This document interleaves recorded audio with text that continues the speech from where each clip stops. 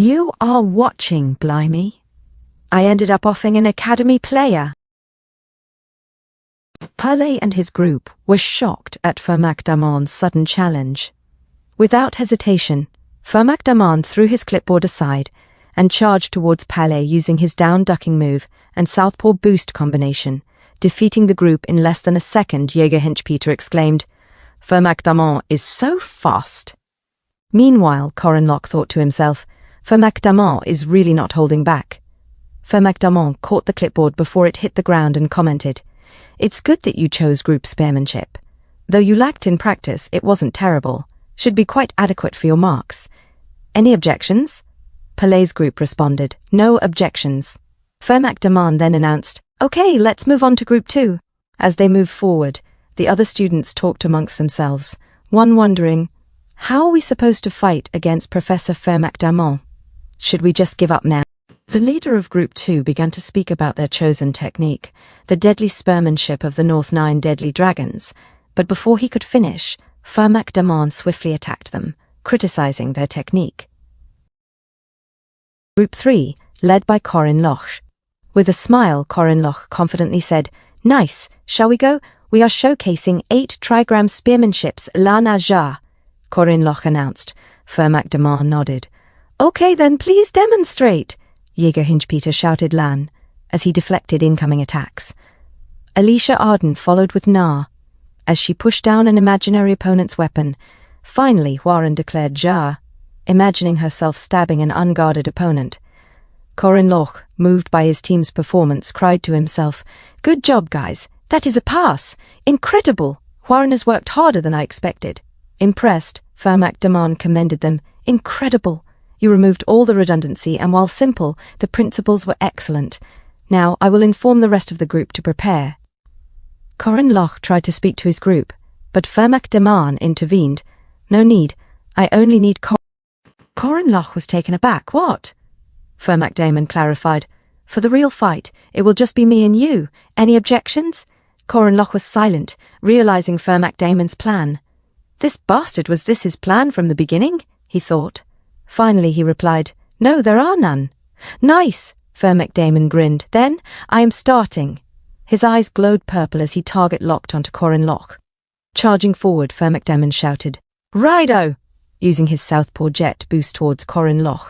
Corin analyzed the situation, the right hook that continues from the special posture one has in boxing art when about to punch.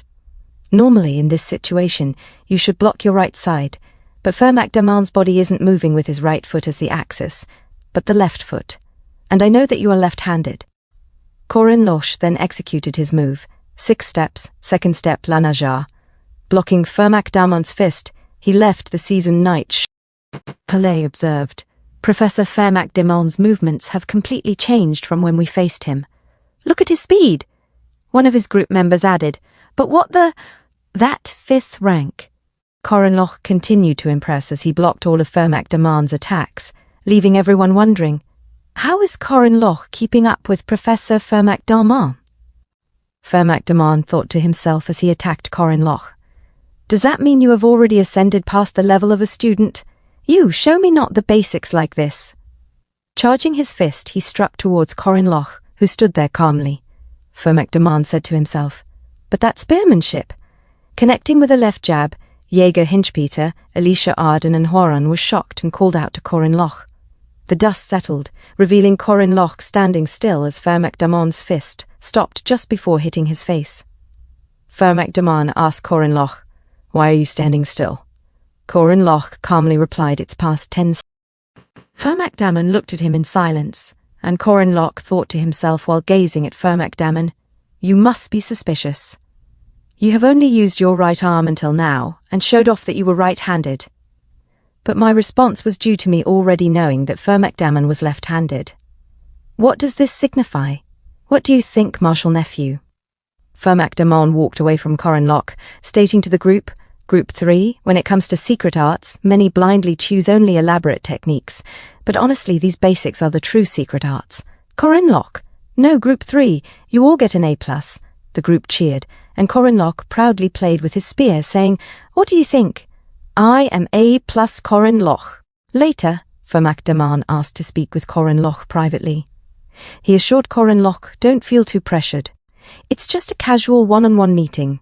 Fermac then called for Corin Loch. "Yes, Professor," Corin Loch responded. Fermac asked directly, "Are you really a 5th rank knight?" Corin Loch confidently replied. Fermac continued, "You must be aware your abilities don't align with those of a 5th rank knight." Corin Loch simply stated, "I am pretty good." Quietly contemplating, Fermac looked at Corin Loch.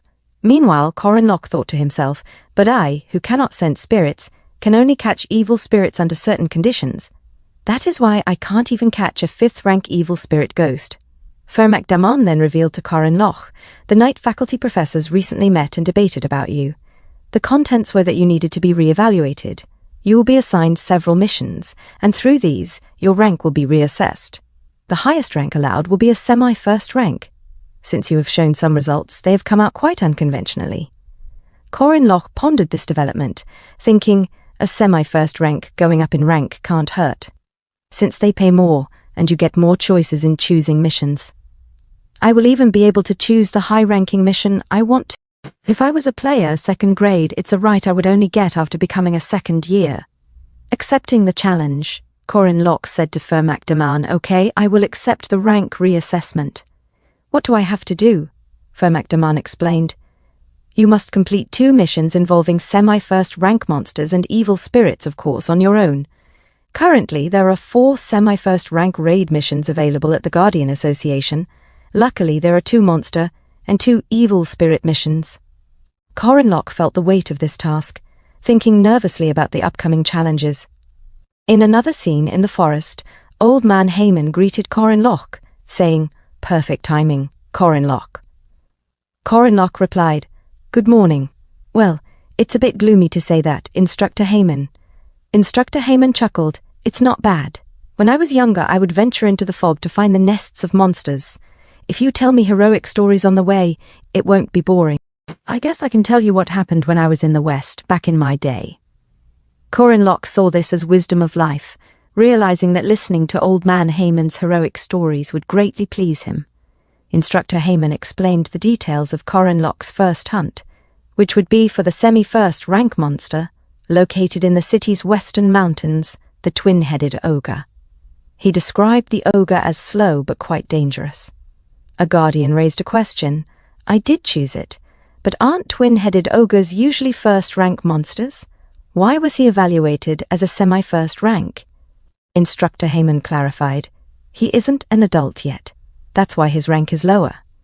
From what I heard, he is raising some long hounds and a few hunting dogs as well, so don't even think of doing a frontal assault, got it?" "Of course," Corin Loch replied. Instructor Heyman continued, "What the Guardians need isn't just simple strength. I will evaluate everything about you. In the city's western mountains, inside the cave, where the twin-headed ogre dwells, neither Old Man Hammond nor the association staff who came along would help Corin Loch, unless it was a truly dangerous situation. That moment could mean his rank test would be a failure." Instructor Heyman then asked Corin Loch to share the results of his analysis. Corin Loch responded, "Judging by the surroundings, footprints, there are signs of both the ogre and long hounds travelling together. They are definitely cohabiting." 3 long hounds, Corin Loch replied. "Oh," Instructor Heyman raised an eyebrow, but there were only the footsteps of 2 4-footed animals following the ogre's steps. "One appears to be female and pregnant," Corin Loch explained. "It seems you already know the answer, but explain," Instructor Hammond prompted. "Other than the footsteps, there are traces of a beast being dragged. That means the hunted beast wasn't eaten all on the spot, but dragged over. Neither ogres nor longhounds have the concept to save food. They were thinking of one of their kind who couldn't move, and brought them food," Corin Loch concluded. "Incredible," Instructor Hammond exclaimed. "Okay then, Corin Loch, how are you planning on hunting the semi-first rank monster, the not fully grown twin-headed ogre, and the 3 R&D rank monster, the long hounds?" "First, I will separate the ogre from the hounds," Corin Loch began. "How?" Instructor Hammond inquired further. "They are beasts with the animal sense of dangerous things. I will use what was given to humanity, A strong weapon, Corin explained. Given to humanity, a strong weapon? Instructor Hammond sought clarification. With a fiery aura enveloping his body, Corin confidently stated, I have to use my head. Unfortunately for them, I'm an expert in this field. Corin pondered to himself that amidst the expansion of human influence and navigation of the world, there will always be lurking threats, demonic beings imposing their dominion. In this forest, the rules are set by the twin-headed ogre, a tyrant commanding the depths where few humans dare to venture. To him, this forest is his kingdom. The first to notice something amiss were the long hounds. The female among them, recently having given birth and unable to move easily, was nowhere to be seen. An intruder had dragged her away. The realization that their comrade, the female of the group, along with her child, had been taken, ignited the sheer fury of the beast. The forest trembled as the ruler and his pawns, the enraged male longhounds, expressed their fury in dissonant sounds. We must chase, we must save the female, they cried out. Following the scent traces of the abducted female, the longhounds raced forward with the ogre close behind. The scent grew stronger, leading them to the intruder who had dared to disturb the rules of the forest. Unhindered by the forest's terrain, it was now time for the foolish intruder to pay the price. Tracking complete, they arrived to find the female longhound collapsed, emitting a sorrowful sound. She rubbed noses with her mate, ensuring his safety. As they attempted to support her and leave, disaster struck. A spike emerged from the ground, a huge log poised to strike the female. The male longhound, barking in pain, valiantly intercepted the blow. Both hounds were ensnared by the trap, crushed under the weight of the tree. Another trap activated from above, raining spikes upon the remaining longhound. No longer was it a pursuit, now it was a fight for survival. As the longhound fled, seeking refuge where the trees thinned, it gasped for breath. Suddenly stones scattered around began to glow, runes etched upon them, Kinas! But the beast failed to realize the malevolence of human intent. From the forest erupted a massive explosion of fire.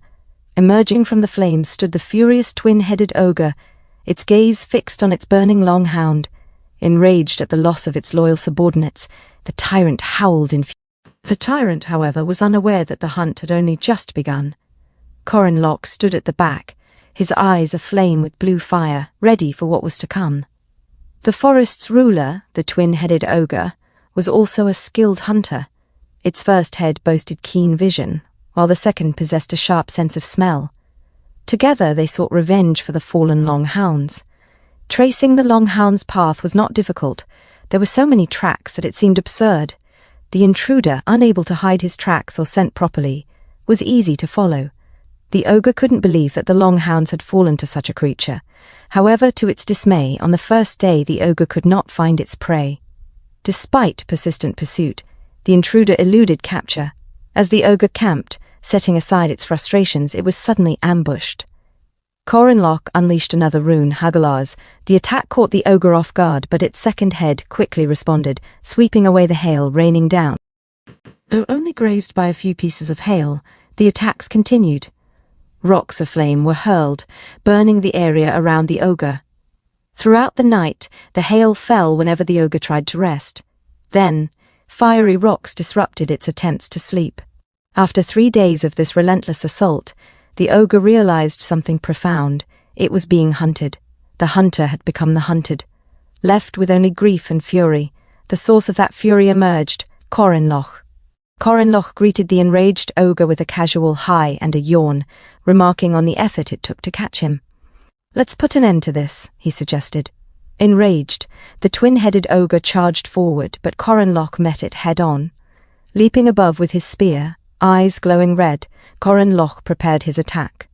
With the precision of a seasoned warrior, he struck with a 2-meter-long birch tree club, sending the ogre flying. Mid-air, Corin smiled, knowing 2 hits were unnecessary. With a skillful display of martial prowess, he unleashed Pagoda Tree Mountain intent, followed by the 8-trigram primordial chaos palm. The ogre, once the forest's tyrant, met its end as prey to a human. Corin picking up his spear, expressed a hint of disappointment. What a bore, he mused. I didn't even get to use my fully filled aura core. With the ogre defeated, his thoughts turned to Mariette Danilef. 3 days earlier, Corin Loch had a conversation with Mariette Danilef. Asking her how much she trusted him, she replied with fervor, "I would trust you even if you said you were going to make kimchi out of potatoes." Corin Loch, intrigued by her trust, posed a question. "Anyway, if you trust me, how far are you willing to go with me?" This question left Mariette Danilef shocked, her mind racing with thoughts of intimacy with Corin Loch. She squeezed her blood bag so hard it splashed over her face, cheeks flushed with embarrassment. "Together? Far? Until the end?" she blurted out, flustered. Yup, until the very end." Realizing her outburst, she asked if she had gone too far. Corin Loch, ever composed, handed her a towel to clean herself.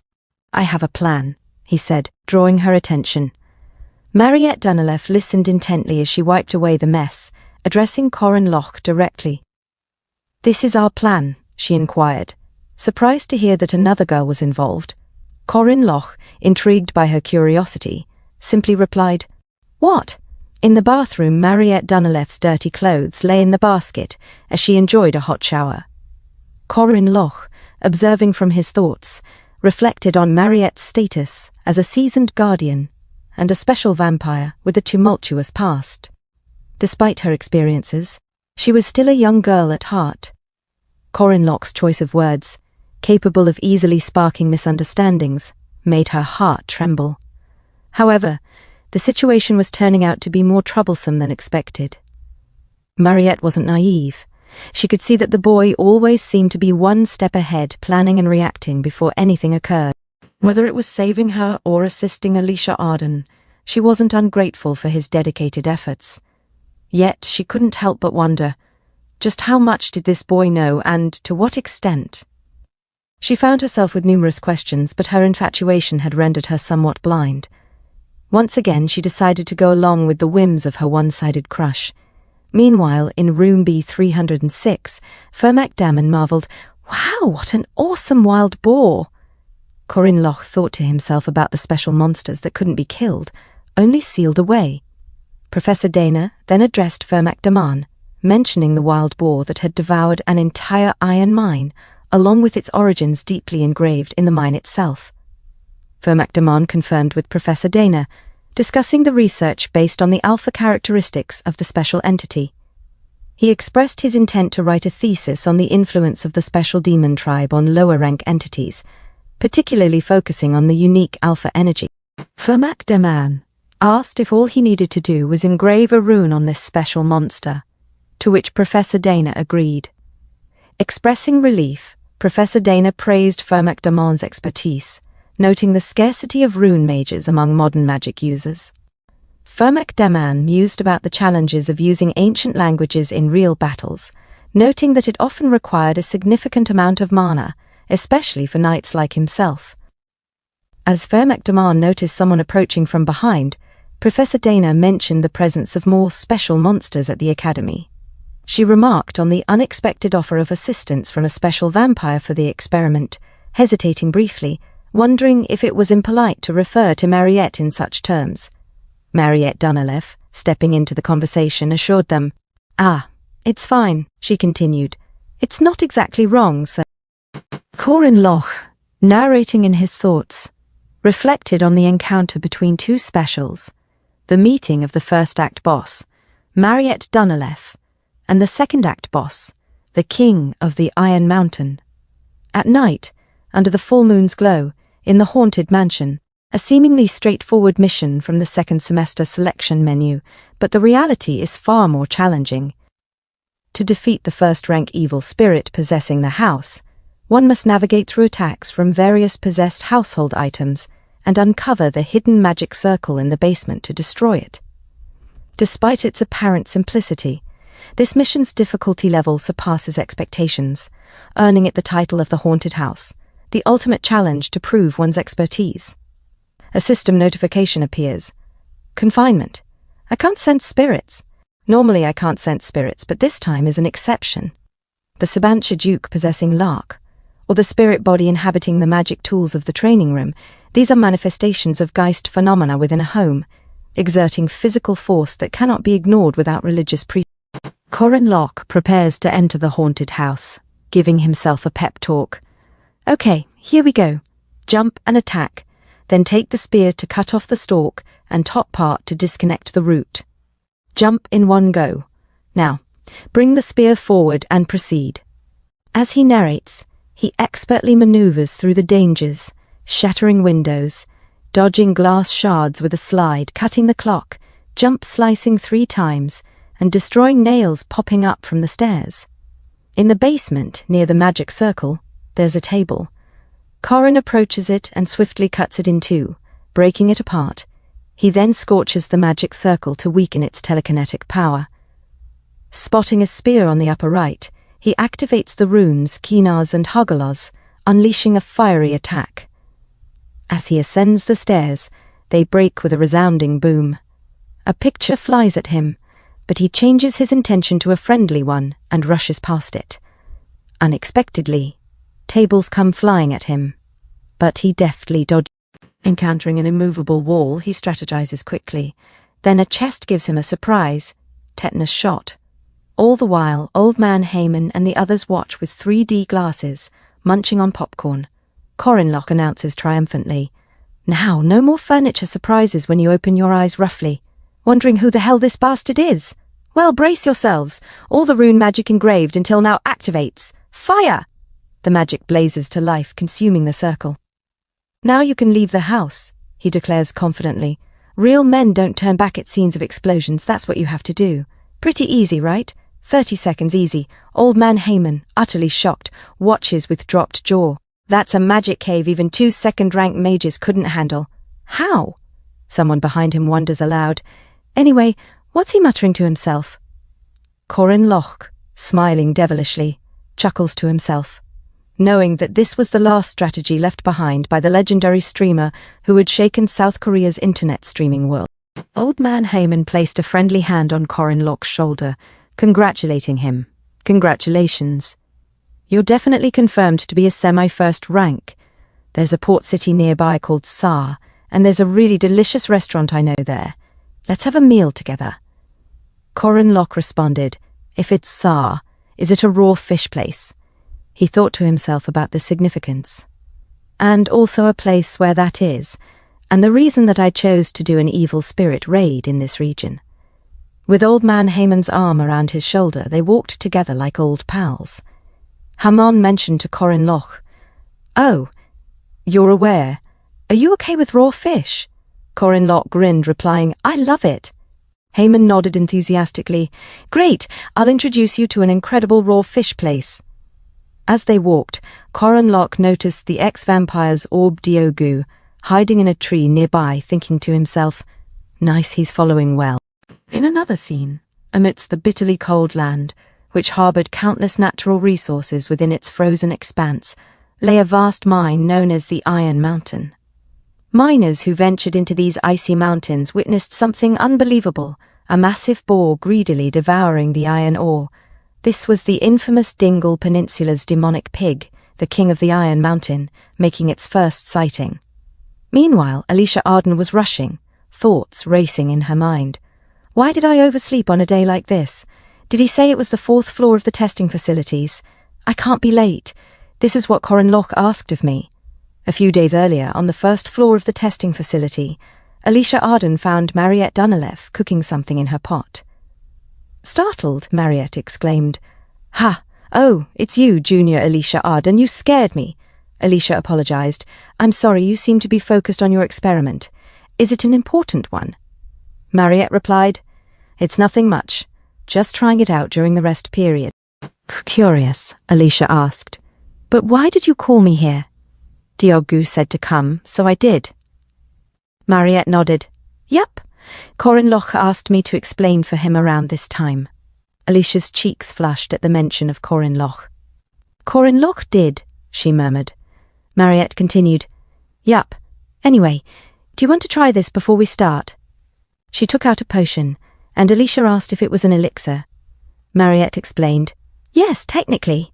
Suddenly, Alicia took it and immediately drank it, declaring, "If it's good for your body, of course." Mariette cautioned, "It's hot. So take your time. I need to check if it's safe. Alicia, caught off guard, asked, Sorry, what did you just say? Safe? Suddenly she drooled, and her eyes widened, exclaiming, It's tasty. Almost tastes like home, I could feel that. Mariette grinned.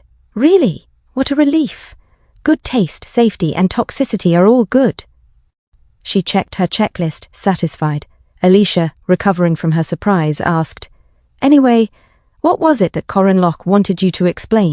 Mariette leaned in, whispering, Corin Locke asked me to explain what was going to happen soon. Alicia's curiosity piqued as she thought to herself, It was about the King of the Iron Mountain. In another scene, Alicia Arden sprinted through the crowds, her mind focused on the sealed demonic pig in the testing facilities, the King of the Iron Mountain. She thought to herself, I don't know why Corin Locke called me, but I need to go quickly. In the testing facilities, on the basement 4th floor, Professor Dana posed a question to Mariette Dunelef. What do you think distinguishes special demons from monsters? Mariette Dunelef. Mariette replied, that they are strong. Professor Dana elaborated, I think strength is a given among the specials. One of their strongest abilities is the power of domination. Fermac Damon pondered to himself, Did Professor Dana call Mariette Dunelef? Professor Dana continued, Some demons emit a different energy than normal demons. Theoretically, they are called alpha entities. Unlike their normal kin, they are stronger and possess the power to command. These alpha entities can easily dominate their kin. However, that domination ability does not work on demons different from them, but for special demons. Mariette interjected, It works. Special demons can command any demons weaker than them.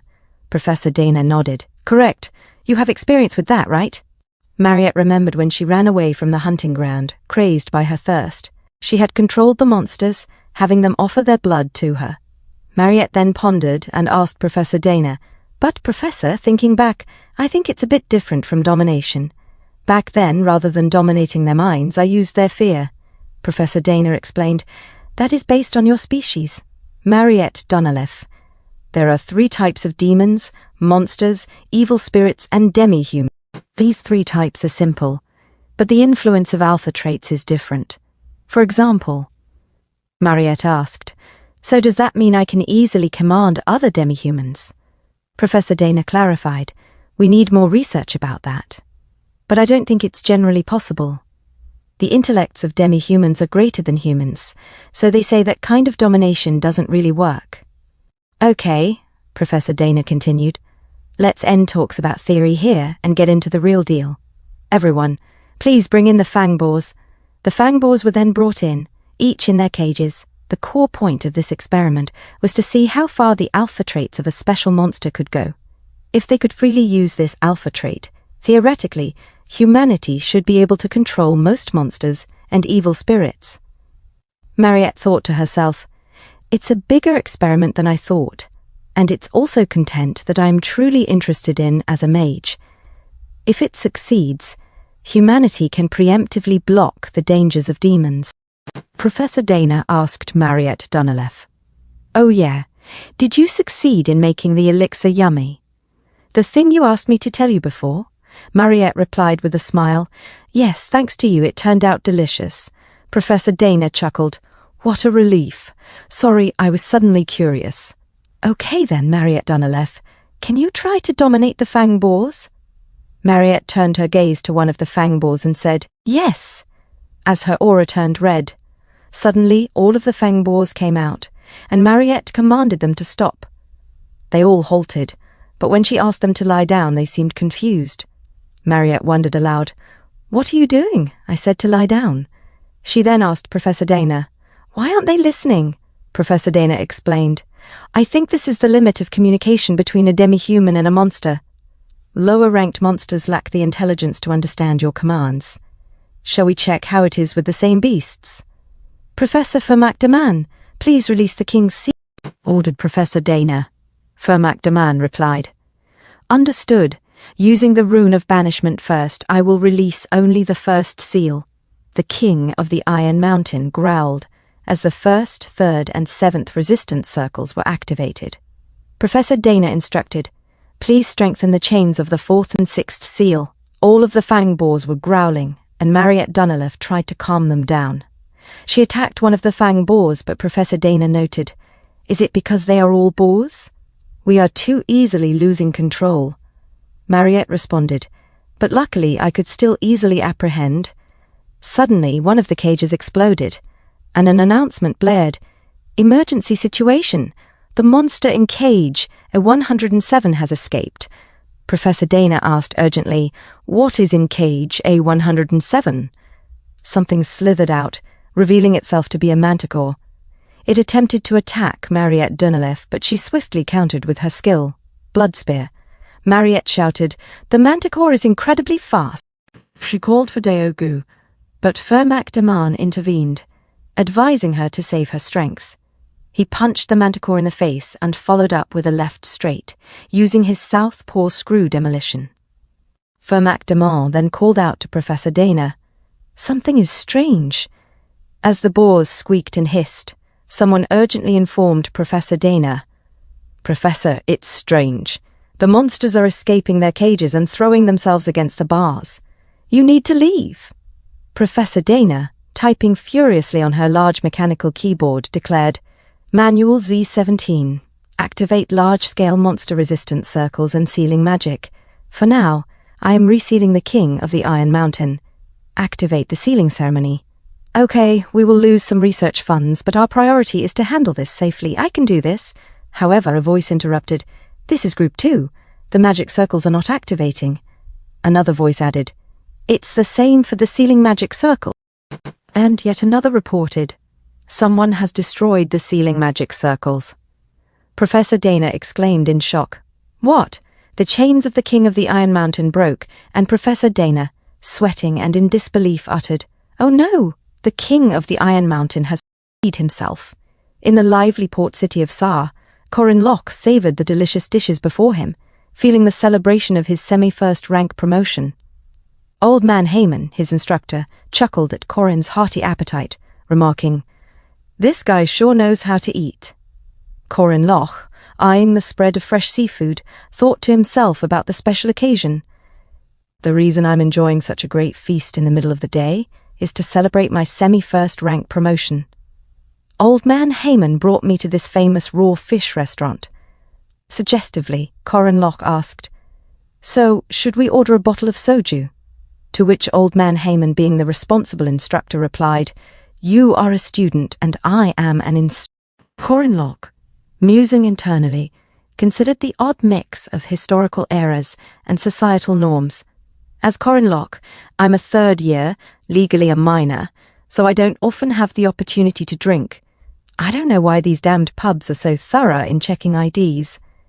This strange mix of the Middle Ages, early modern times, and the present did not allow alcohol based on its worldview. Do you know the sadness of not being able to have chicken and beer together at Chef Yoon's restaurant, who created seasoned chicken? To think that I, who came from the nation that placed first in daily alcohol consumption, couldn't drink alcohol.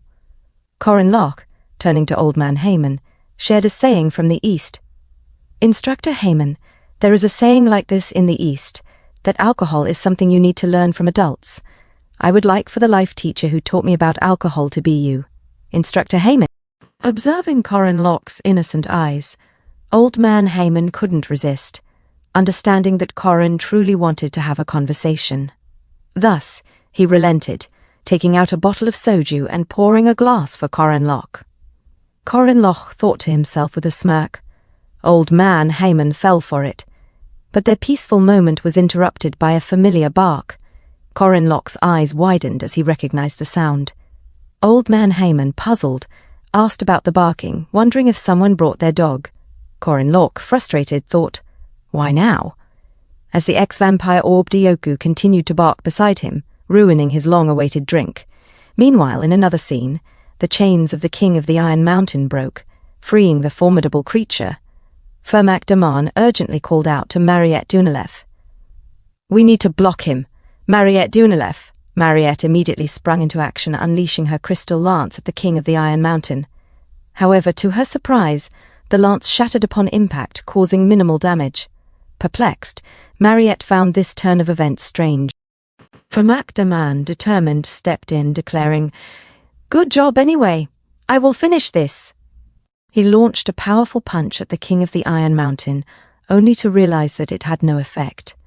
Shocked, Daman noticed the rune Thurisaz Sihoo and was suddenly blasted away by a massive force, crashing into the wall. Professor Dana, alarmed, shouted at Daman, realizing that the barrier system was compromised. As chaos erupted, monsters broke free from their cages, and an emergency broadcast rang through the facility. "Code Veronica activated. All workers evacuate. Security team, activate all available magic circles. Mobilize the spirit golems." Amidst the chaos, a poisonous dragon, a first-rank demonic beast, emerged, along with the King Herant, another formidable creature. The monsters swarmed the facility, and the announcement cried out for support, realizing they couldn't contain the higher-level threats without proper defense. Thinking quickly, Professor Dana made a decision. If they leave the academy, permitting consecutive lightning attacks in the shared area. Suddenly, a beast roared, approaching Professor Dana, but before it could strike, two swords pierced through it, obliterating the monster instantly. Professor Dana looked up in surprise to see Doron Worski standing there, ready to lend his strength. "My employer's insight is getting scarier," remarked Doron Worski casually. "It's a field trip. Come!" As he swiftly dispatched the monsters in front of him. As the King Herant charged a fireball in its mouth, shooting flames towards Doron Worski, the golem sorcerer Carnel Luden sprang into action. Using debris fusion and golem formation, Carnel created a massive castle golem from the surrounding junk. With determination, he shouted, "Nice! I can control them well. It really worked. The technique that guy taught me really worked." Recalling the training he received a few days ago, Carnel remembered the words about stamina being power. He had been forced to train rigorously in the training room before being taught some golem magic techniques. The mysterious person who had shared these techniques with him had simply said it was something he found in the library, tossing it to Carnel as the price for today's field trip. The battle between the junk golem and the King Herant raged on, with Carnel realizing they were being pushed back by the formidable first-rank monster. Suddenly, roots reinforced the junk golem's body as Avaloan's druid Ewell intervened. Using root supplementation, Ewell transformed the junk golem into a wooden monstrosity, bolstering its defenses. Impressed by Ewell's timely intervention, Carnel shouted, "Perfect timing!" Meanwhile, in another part of the facility, the poisonous dragon let out a deafening shriek. Professor Dana warned of its approach to the third floor.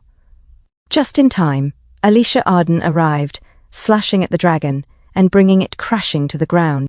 Surprised by her arrival, Professor Dana couldn't help but feel thankful for the capable students who had come to their aid. Back in the testing facility, the King of the Iron Mountain unleashed the realm of Bloodskill. However, thanks to the barrier prepared beforehand, as Corin had suggested, the king was unable to reach the ground. Ice spikes impaled the king from above, shocking onlookers. Mariette Dunalev reassured her companions. "Don't let your guard down. I am a special just like you." Observing the King Herant's rampage, Doron Worski remarked, "Just him moving is making everything break. Do something." Responding to the call, golem sorcerer Carnel Luden asked Avaloan's druid Ewell for support.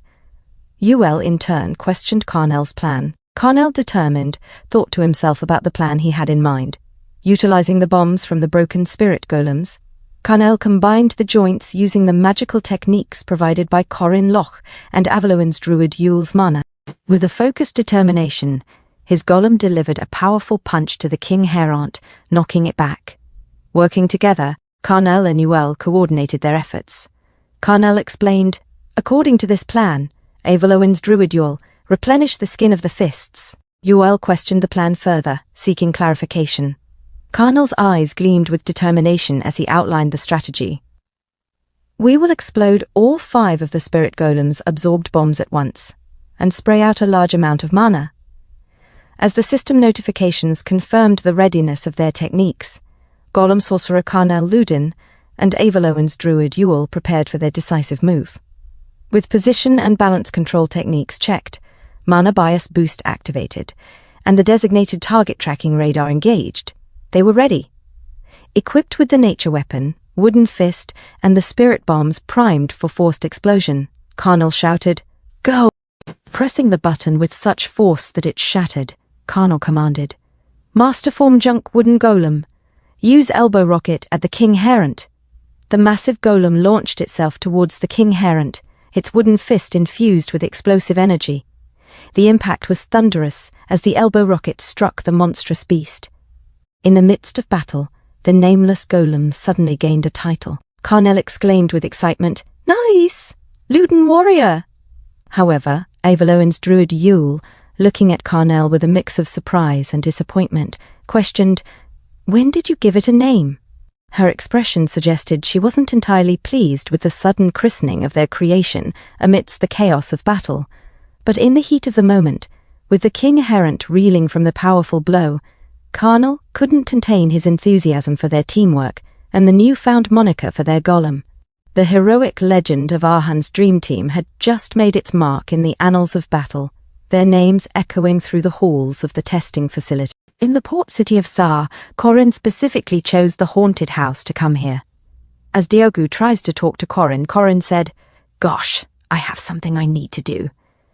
As he knocks on a door, he talks to a nun and says, "I am an academy student dispatched from abroad. I haven't been able to attend Mass due to my dispatch tasks. Is it possible to use your prayer room?" The nun said, "Oh my, a guardian. Of course."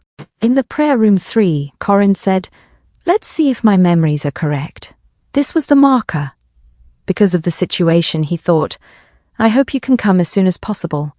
And Corin pressed something on the cross and it lit up. Corin said, "I hope you can come as soon as possible." Suddenly a portal shows up from behind, and Corin said, "Ah, your response is as quick as I expected." Someone then calls for Corin and said, "How do you know this marker?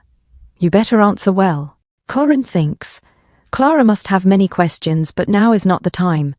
Right now, at least. Corin then tells Clara, "First, we need to deal with urgent matters." Back in the testing facilities, Alicia Arden looks at the fight of the monsters and said, "What is that? I have never seen something like that in my life." The poisonous dragon suddenly tries to attack Alicia, and she said, "Oops, I shouldn't be looking away right now. I need to face this guy alone." Alicia remembers what Mariette said to her. Mariette said, "Oh, and Corin told me to make sure to tell you this. You cannot use it. Domain severance." Alicia then leaps and avoids the attack of the poisonous dragon and thinks to herself, "Without domain severance. Corin must have said that because he saw some potential in me. But can I really do it?" Suddenly she hears a sound and asks, "What is it?" And a massive ball of red expands in the area. Inside is Mariette. Alicia said, "The realm." As Mariette is injured and lying on the ground beside her staff, Mariette moans in pain and thinks to herself, "It's really as Corin said." She remembers Corin told her that she probably won't be able to defeat the demonic pig. It turned into a demonic pig after consuming the oldest steel and original runes, 100% resistance to physical or magic attacks. That is the reason countless heroes were murdered and still couldn't kill it, leading it to be sealed. Still, Mariette thought, Corin asked this of me. Mariette stood up and tries to attack once more and said she won't give up. Alicia, looking at Mariette, forgot about the poisonous dragon as it tries to attack her from behind, and she said, "I have no choice but to succeed as well." As she prepares to attack the poisonous dragon, Professor Dana was shocked as she looks onto something, and could do nothing but gasp at the sights in front of her, as the King of the Iron Mountain uses a rune, Thurisaz Sihoo, and Mariette uses alchemy magic, Snowflower, the legendary great demonic being, King of the Iron Mountain, and the elder rank vampire, Mariette. Although Mariette was struggling, she was definitely managing to fight the demonic pig. This conflict was only possible because she was a special.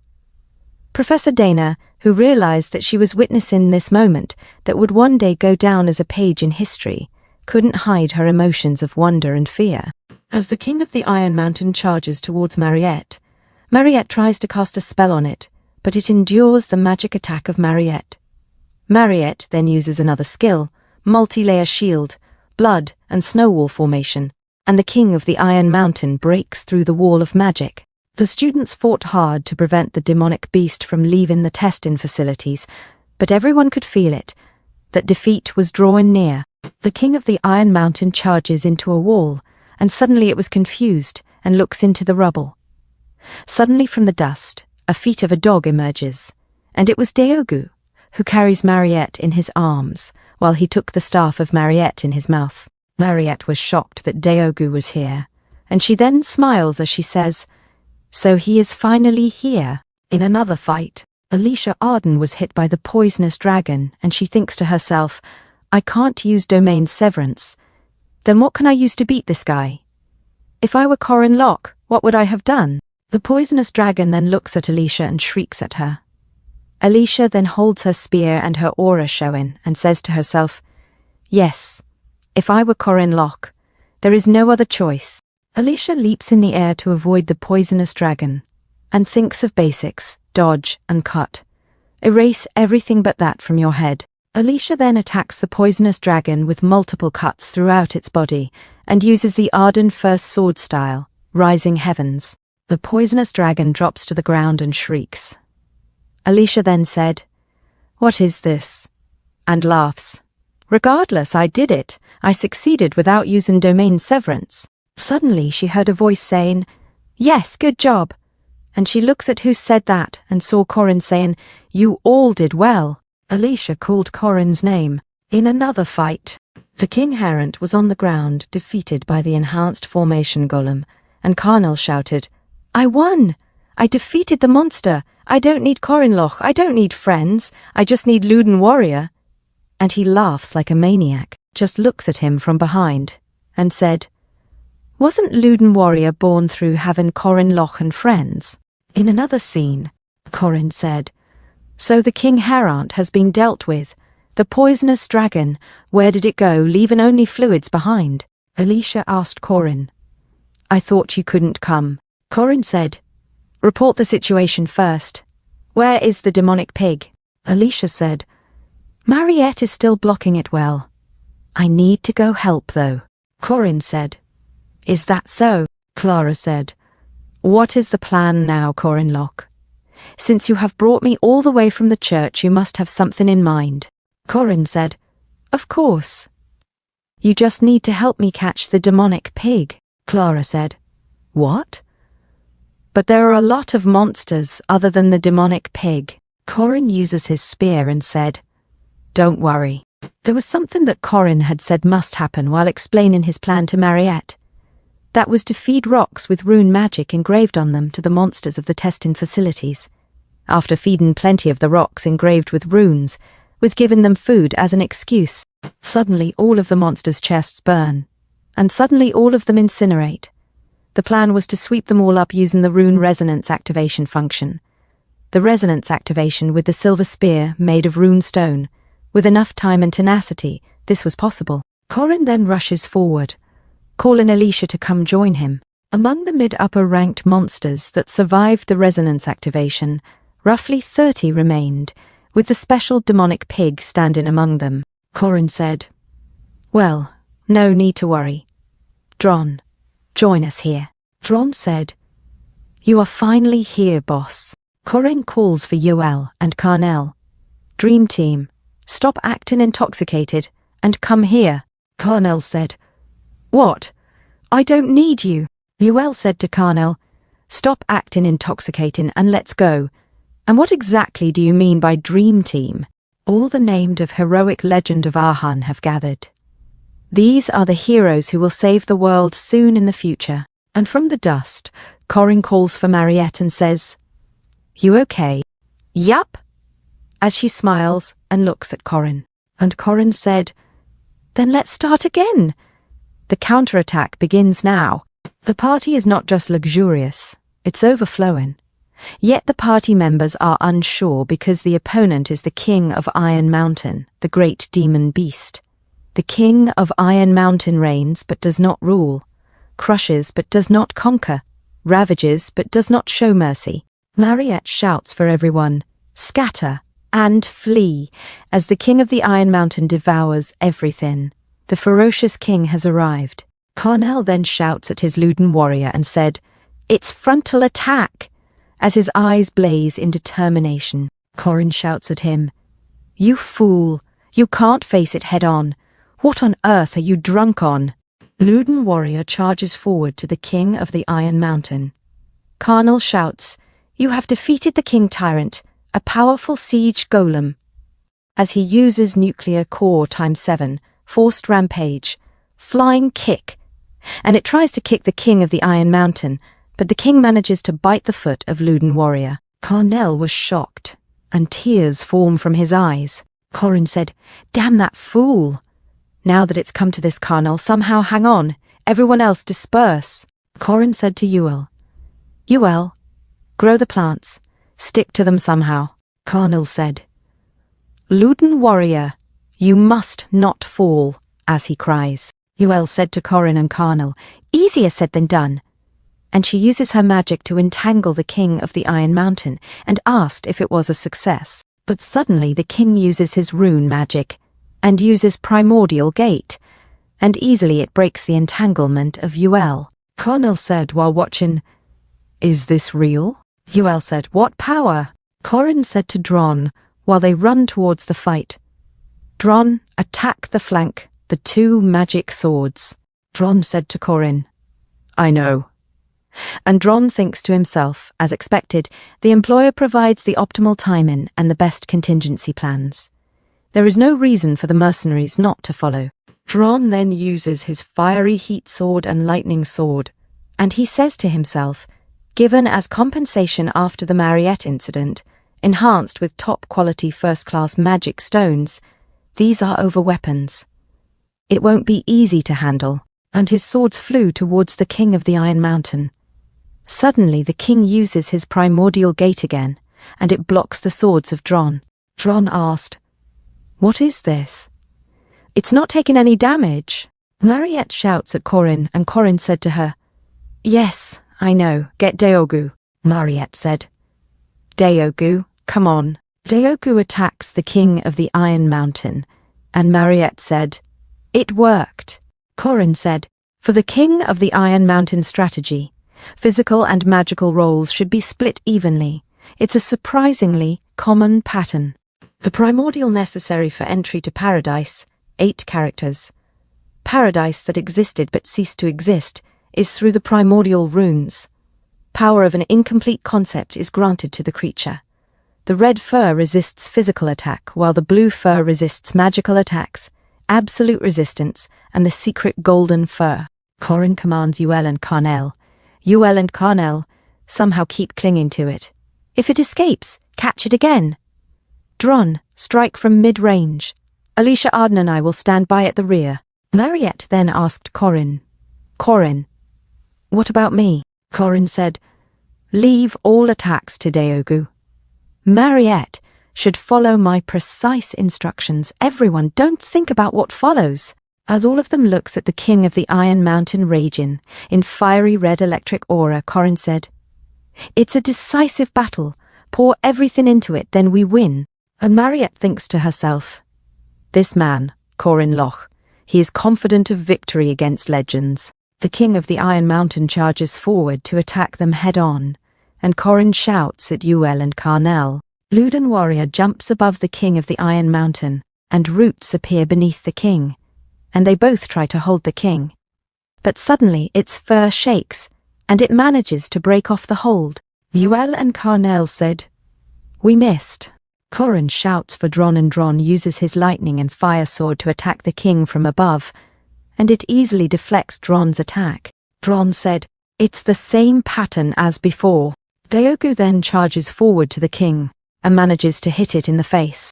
Carnell said, "That's it! It went straight in, more directly than before, even for that guy, if the hit is that severe."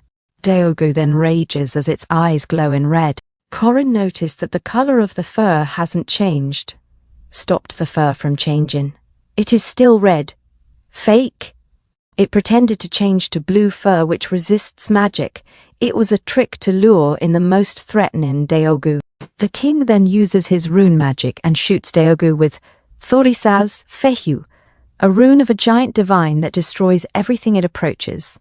That destructive light blows Deogu away, and Deogu hits the wall. Corin tells Mariette, "Senior, attack with the spears, the blood spears." Mariette said, "Yes." Mariette then uses her blood spears to attack the king. The king looks at Mariette and was hit by the blood spears but was ineffective. Corin then whispered, "Shall we try now?" And Corin charges by himself towards the king. Mariette shouts at Corin, "Corin!" The king looks at Corin, and Corin taunts the king, and says while he jumps in the air with his electrifying spear, "How can you block this?" He then uses his kogi, mountain cross an attack on the king with a powerful blow and unnecessary pain, and it immediately connects with the king, making shockwaves from its path. The king was hurt. Carnell said while watching, "Wow, that is incredible. What is that?" Yuel said, "Just by throwing a spear, the surroundings are shattered." Corin, after the attack, looks at his spear on the ground and said, "It barely missed. He really does have great reflexes." Corin tells Mariette, "Senior, the blood spear again." Mariette said, "Yes." Corin thinks to himself, if it wraps itself in blue fur to withstand the magic attack of the blood spear, it can't block the physical attack of the spear. Conversely, if it wraps itself in red fur to block the physical attack, it can't block the magic attack of the blood spear. Now, with simultaneous attacks, how are you going to block that?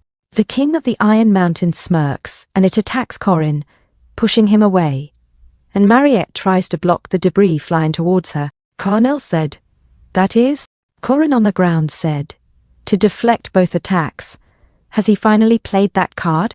The king's fur became gold, and Corin thinks to himself, complete resistance to both physical and magical attacks, truly indestructible.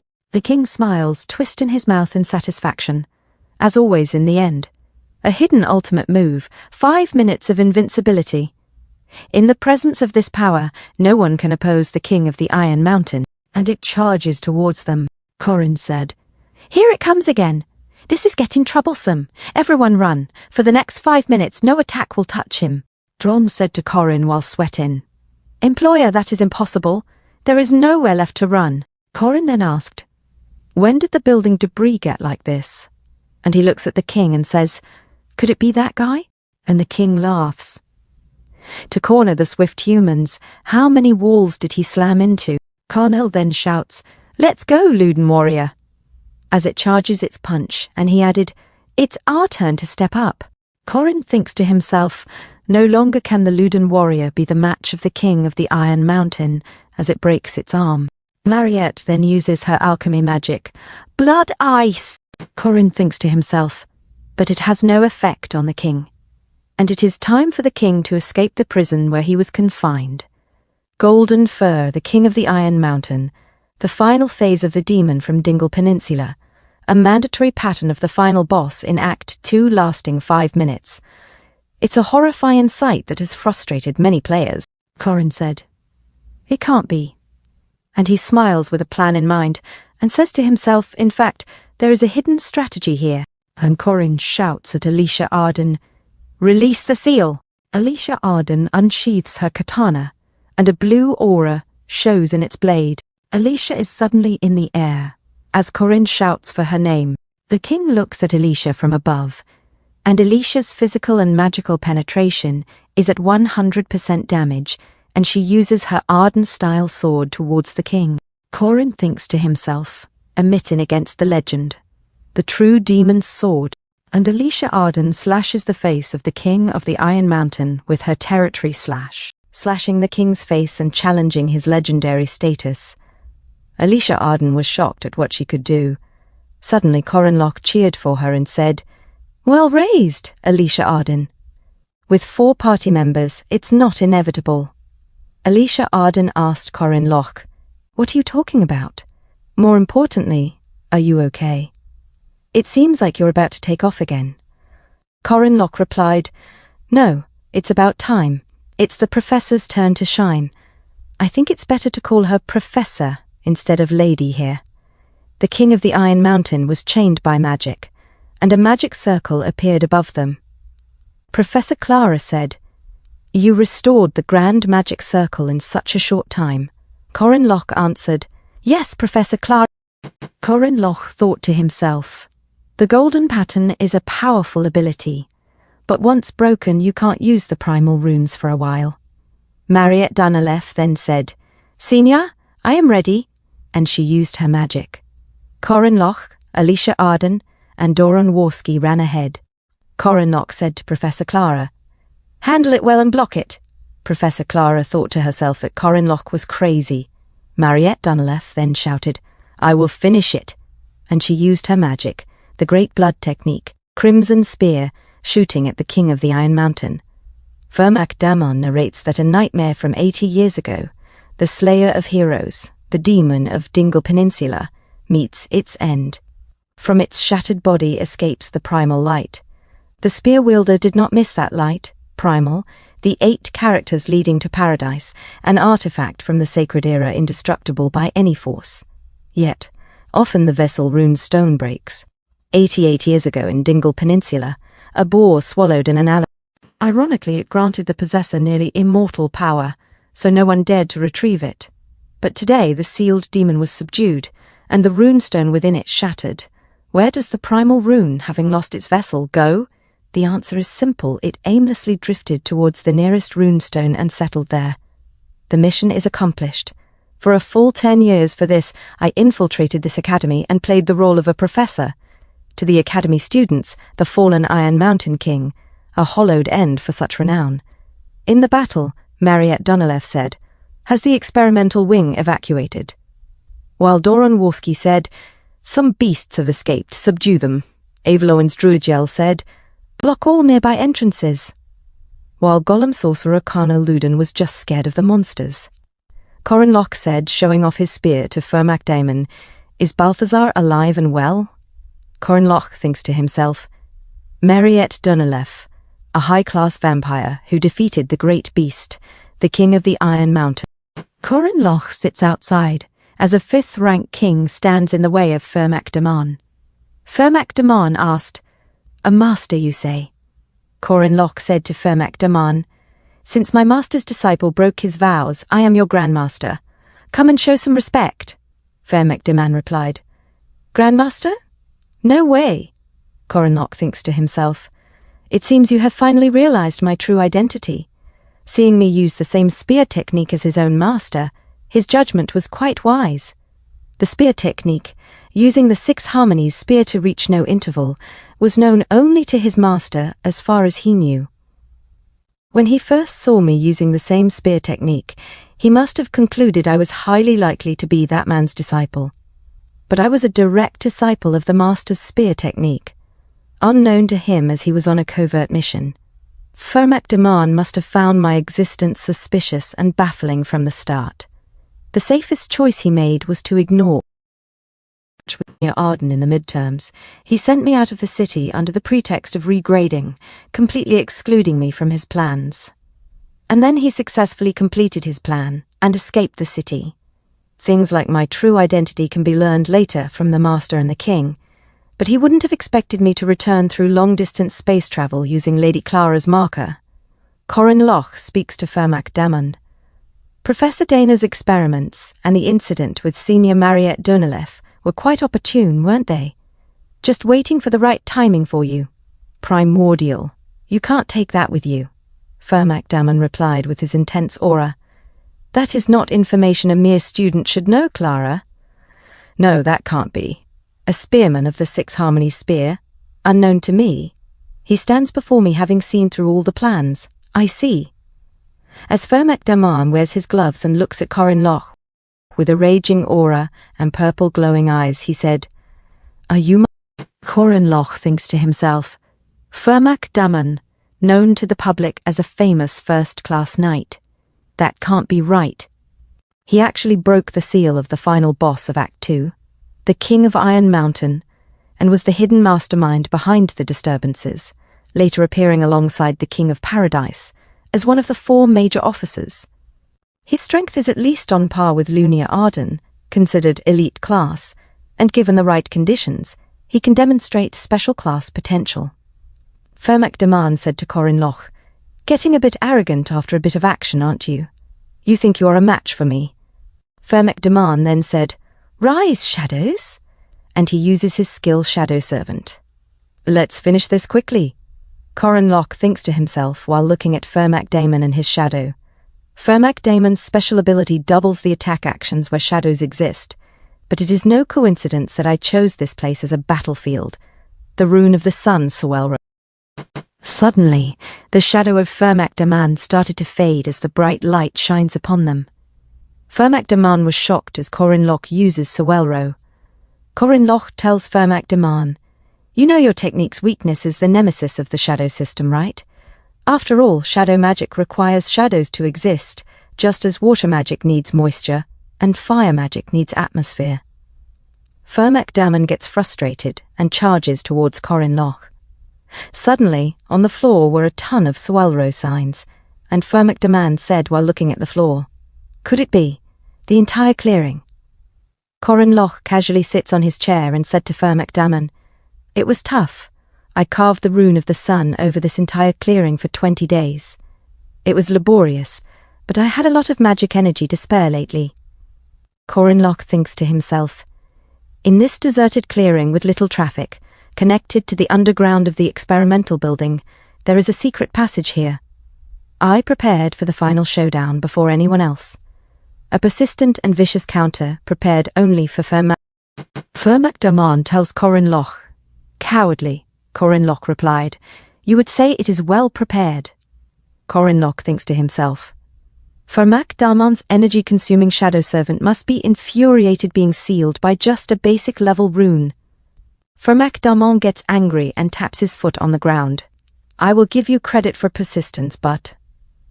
Fermac Daman uses Raido and charges towards Corin Loch. He instantly manages to dash 10 meters towards Corin Loch. Corin Loch uses his spear to attack Fermac Daman, but Fermac Daman manages to dodge Corin Loch's attack. Fermac Daman then uses Southbow, Jet Boost, to punch Corin Loch in the face, but Corin Loch manages to evade his punch by using his skill, Bagua Divine. Fermac Daman is shocked as Corin Loch was able to dodge his punch. Corin Loch thinks to himself, "Continual use of Raido in stabbing attacks. Did you think I couldn't dodge even this?" Corin Loch then uses the fourth combination rotation, fall back, but Fermac Daman manages to... Loch, balance of skills through experience and training impressive. Corin Loch said, "Now you are imitating a professor." Fermac Daman replied, "I have been one for 10 years, so it's occupational." Corin Loch replied, "Have you finally stopped that frivolous tone? Just do as you always do." Fermac Daman said to Corin Loch, "Arrogant fool." Corin Loch said to Fermac Daman, "Whatever you try, you will end here." Fermac Daman replied, "It's a shame not to settle this now. Next time we meet, I will make sure to end you." Corin Loch thinks to himself while Fermac Daman tries to step back from his attack. He must urgently escape the city. He needs to avoid the eyes of those who still think he is dead. If he truly decides to flee, even Lady Clara, who uses spatial magic, can't stop him. As Fermac Daman tries to use Raido again, Corin Loch shouts at Fermac Daman, "It's a duel, Fermac Daman," and he points his spear. "You think I would just let this slide?" Fermac Daman replied, "There is no obligation to respond to your petty duel." Corin Loch replies, "But I will, Fermac Daman, because that is the discipline that binds you."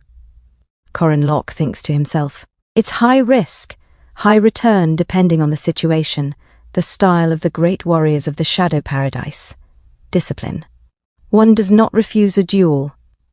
For Fermac Daman, who is bound by such discipline, there is no choice but to accept the duel. Fermac Daman tells Corin Loch, "You came alone because of that." Corin Loch replied, "A duel must be one-on-one." Corin Loch thinks to himself, "A duel is fair and sacred, and at the same time a one-on-one great contest. Therefore, a constrained duel is strictly one-on-one. Since I came alone, now that the rune of the duel has been revealed, he has no choice but to accept the..." Fermac Daman introduces himself as the King of Paradise, Tates Baltazar's #1 warrior, versus Corin Loch, who introduces himself to Fermac Damon as the Queen of Paradise, Erin Danua's #1 spear. According to sacred discipline, they reveal each other's names. Suddenly, Corin Loch and Fermac Damon dash towards each other, and Corin Loch thinks to himself, whether to win or to lose, the end point of the duel is the only one. System backup reveals a review of commandments. First commandment, duty. Don't turn a blind eye to others' misfortunes. Relevance, a plus second commandment. Restraint, I do not perceive spirits. Backup, 50% additional damage. Third commandment, oath. I will save the world. Fermac Damon, relevance A. Backup, status 100% risen. The system shows the stats as follows: aura, medium 5,530, added 530. Mana, high 4,170, added 4,170. Strength, 67 plus 67. Agility, 66 plus 66. Stamina, 68 plus 68. Aura, 64 plus 64. Mana, 64 plus 64. Persistent Warrior's Regeneration x 100% rise. Pain Tolerance. Domain Comprehension. Aura Core. Medium. Storage Amount, 3,500. Please take the first step in defeating Fermac Damon and saving the world. I wish you luck, hero Corin Loch. Back in the fight, a huge explosion erupted, revealing a spearman and a fist fighter.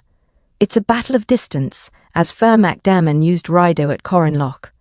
The fist fighter, utilizing acceleration runes, swiftly closes the distance, while Corin Loch unleashes the Calamity Serpent intent at Fermac Damon, followed by the Slithering Serpent.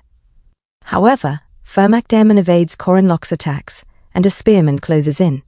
Sensing the impending danger, the fist fighter patiently waits for the opportune moment, as closing in for close combat only exposes vulnerabilities. Corin Loch retaliates with the Infinite Returning Heavens Chaos Spear technique, delivering 7 consecutive strikes in rapid succession. Yet, Fermac Damon counters with Rido, aiming to strike Corin Loch from behind. Despite a split-second hesitation, Corin Loch employs the Returning Heavens second technique and the Returning Demonic Spear. However, Fermac Damon lands a blow to Corin Loch's face, sending him reeling. Despite the setback, Corin Loch quickly recovers, but Fermac Damon relentlessly presses the attack.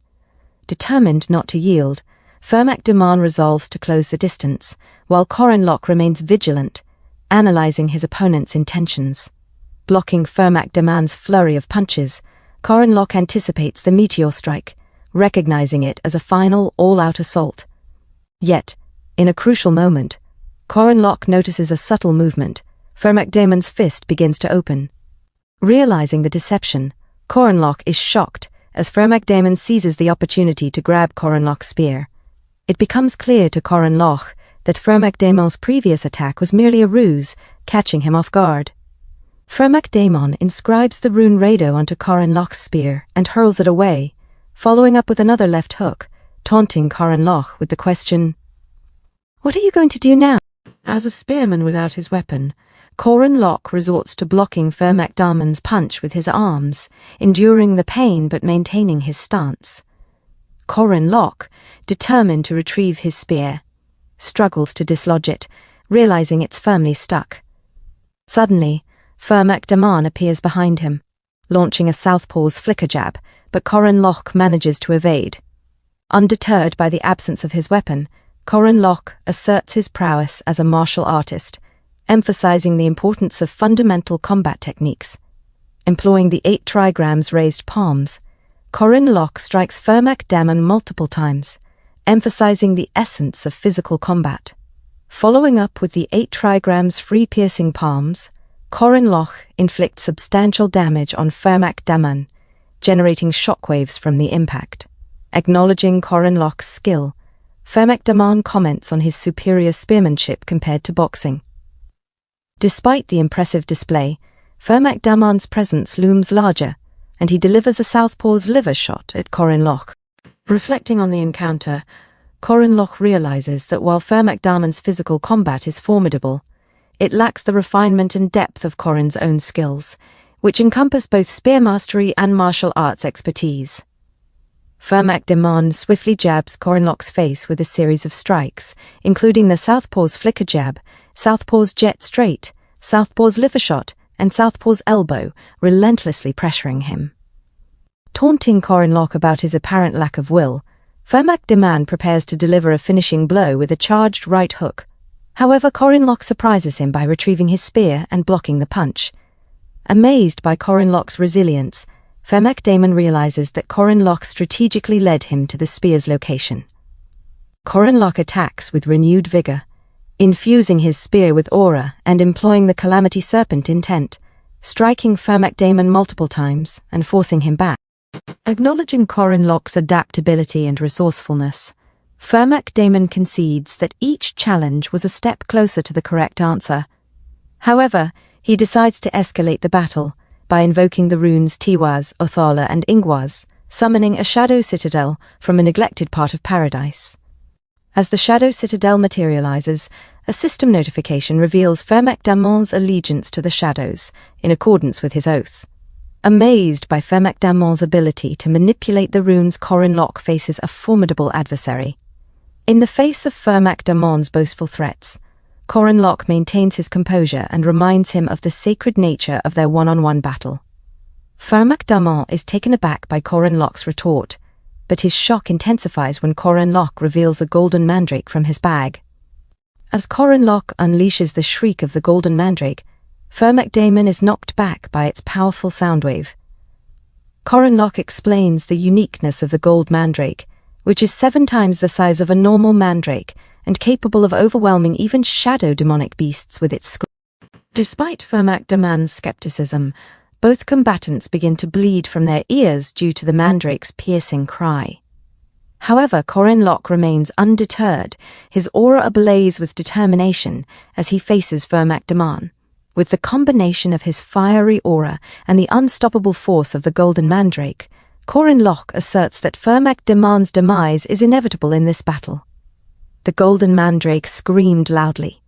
Fermac Demon was unable to get close to Corin Lock, and his shadows disappeared. Fermac Demon said to Corin Lock, "Did you think you could survive with a petty trick like that? Don't make me laugh." Corin Lock, holding the golden mandrake, responded, "Like I said, Fermac Demon, you'll definitely die here. Now what will you do?" As Fermac Demon covered his ears, Corin Lock continued, "The demonic beast is gone, and the mandrake will keep on screaming. By the way, I have these abilities called regeneration and pain tolerance.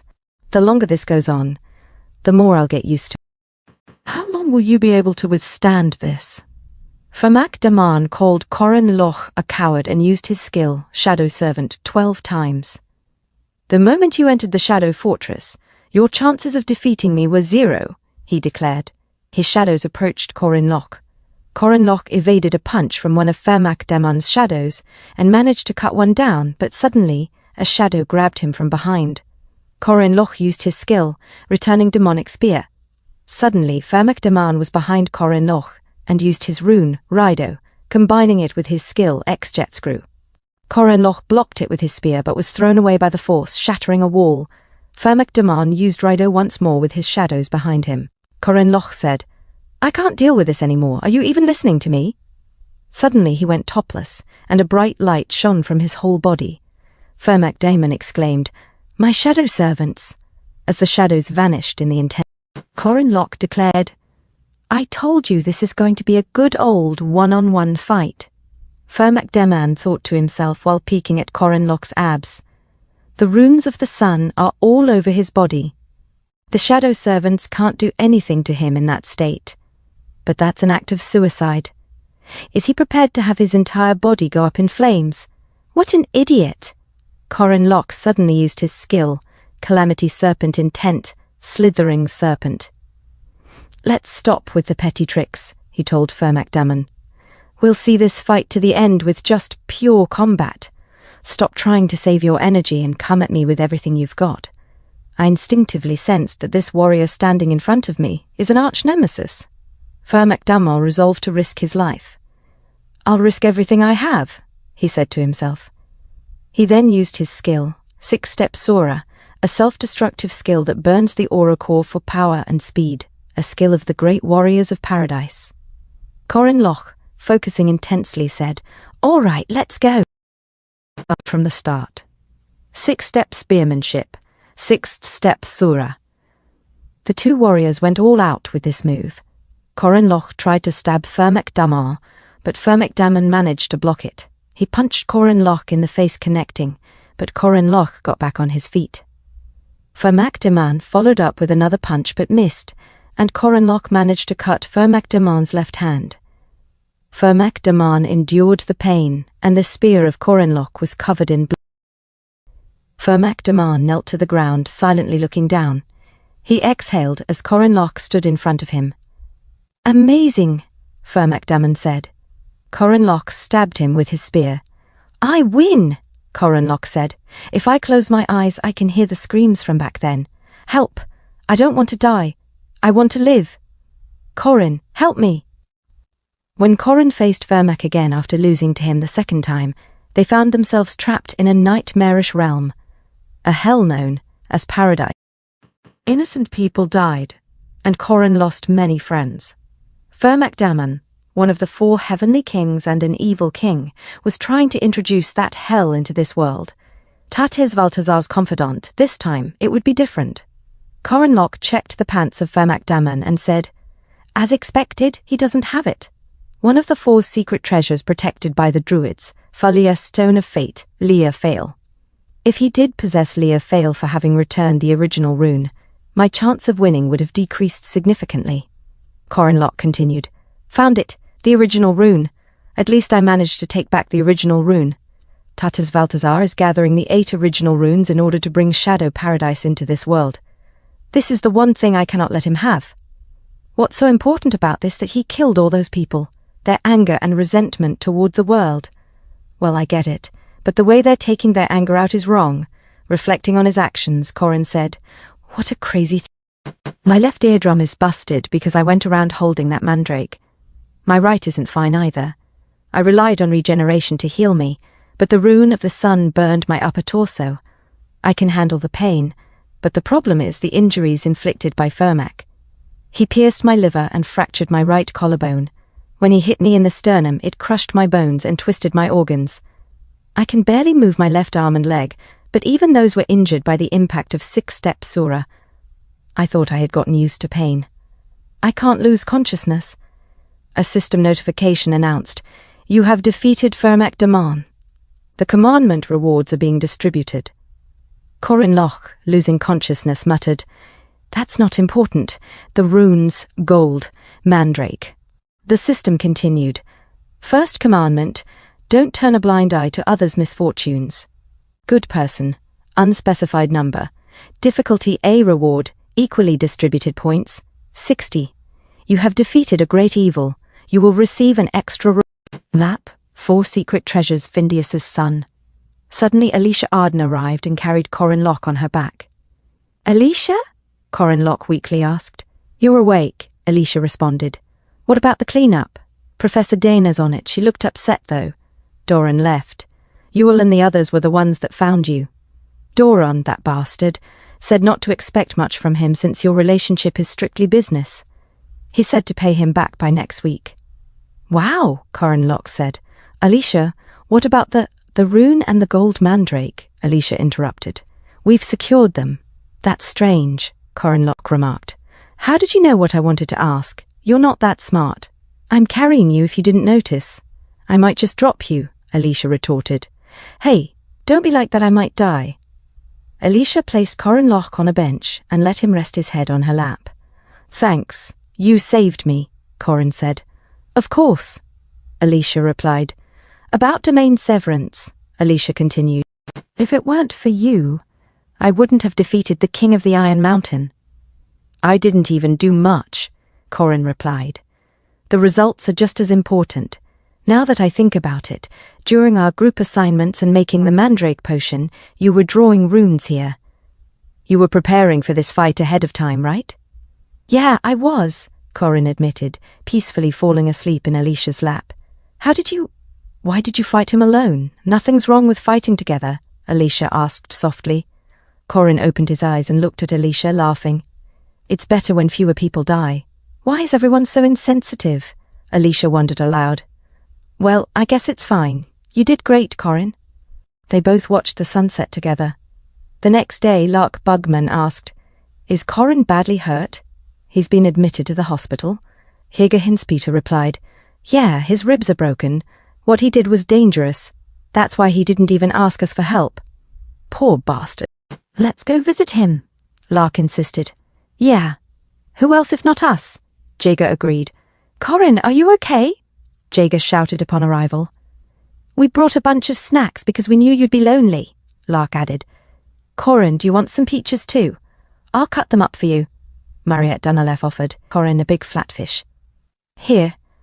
Corin, have some dessert too, Alicia added. Corin Locke looked at Lark and Jaeger with his mouth full of food and said, Hey, man, what did you bring all those snacks for? I'm already full. Lark and Jaeger got angry, crushed the snacks they brought, and cursed at Corin. In Corin's room, a lot of food was spread out on the table. Mariette said, Corin, try the apple too. Corin, have some more of this sweet candy, Alicia encouraged.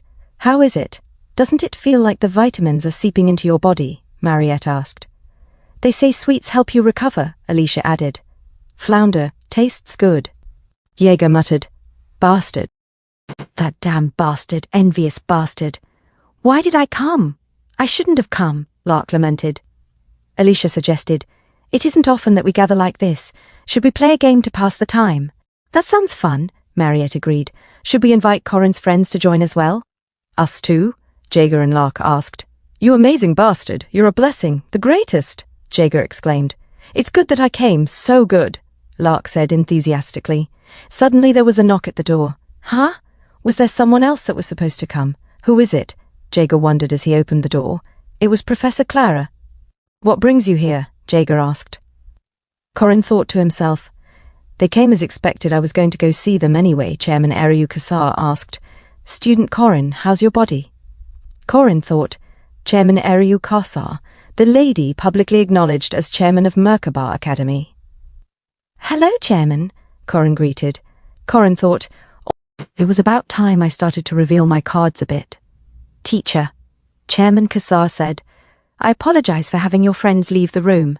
It couldn't be helped as this is confidential. I understand, Corin replied. First, we have many questions for you.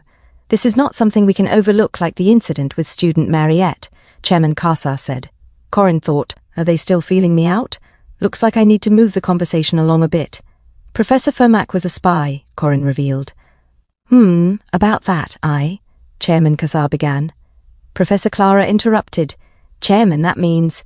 Yes, I know, Professor Josephine, Chairman Kassar replied. Corin thought, they aren't surprised as expected. They probably figured things out looking at the commandment on his body, but still there is the truth. Even those two wouldn't know. Tates Valtazar. Fermac Damon is a disciple of that person, Corin stated.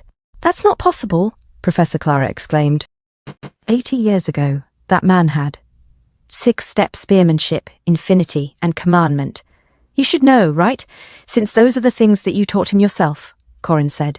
Professor Clara pulled out her whip and asked, The same? No way. Are you also a disciple of Valtazar? Corin Locke replied, There's no need to be wary of me. It's not like you'll kill anyone without proof anyway. I'm not giving you this information so you can act on it right away. Isn't your body that's here right now just a spare anyway? The main body should be at the main castle and probably isn't in the condition to come out. Chairman Eriu Kassar interjected. You, just how... Corin Locke continued. Your disciple Valtazar is still alive. He's become very strong. He's much stronger and isn't alone like before because of your indecision 80 years ago. The origin was split across the world due to the betrayal of the disciple you trusted. The ones you could recover were merely 2 people. And even that would have been taken from you had I not been there. Including the Stone of Fate, Leah Fail. The 4 secret treasures of Danua are probably in his hands. If that happens, Tates Valtazar will no longer be considered a usurper. You should be able to guess what will happen after that, right? Erin Danua, Corin Locke said to himself, it's all coming to light. The reason why Professor Josephine, with her 80 years of tenure, never became a chairman.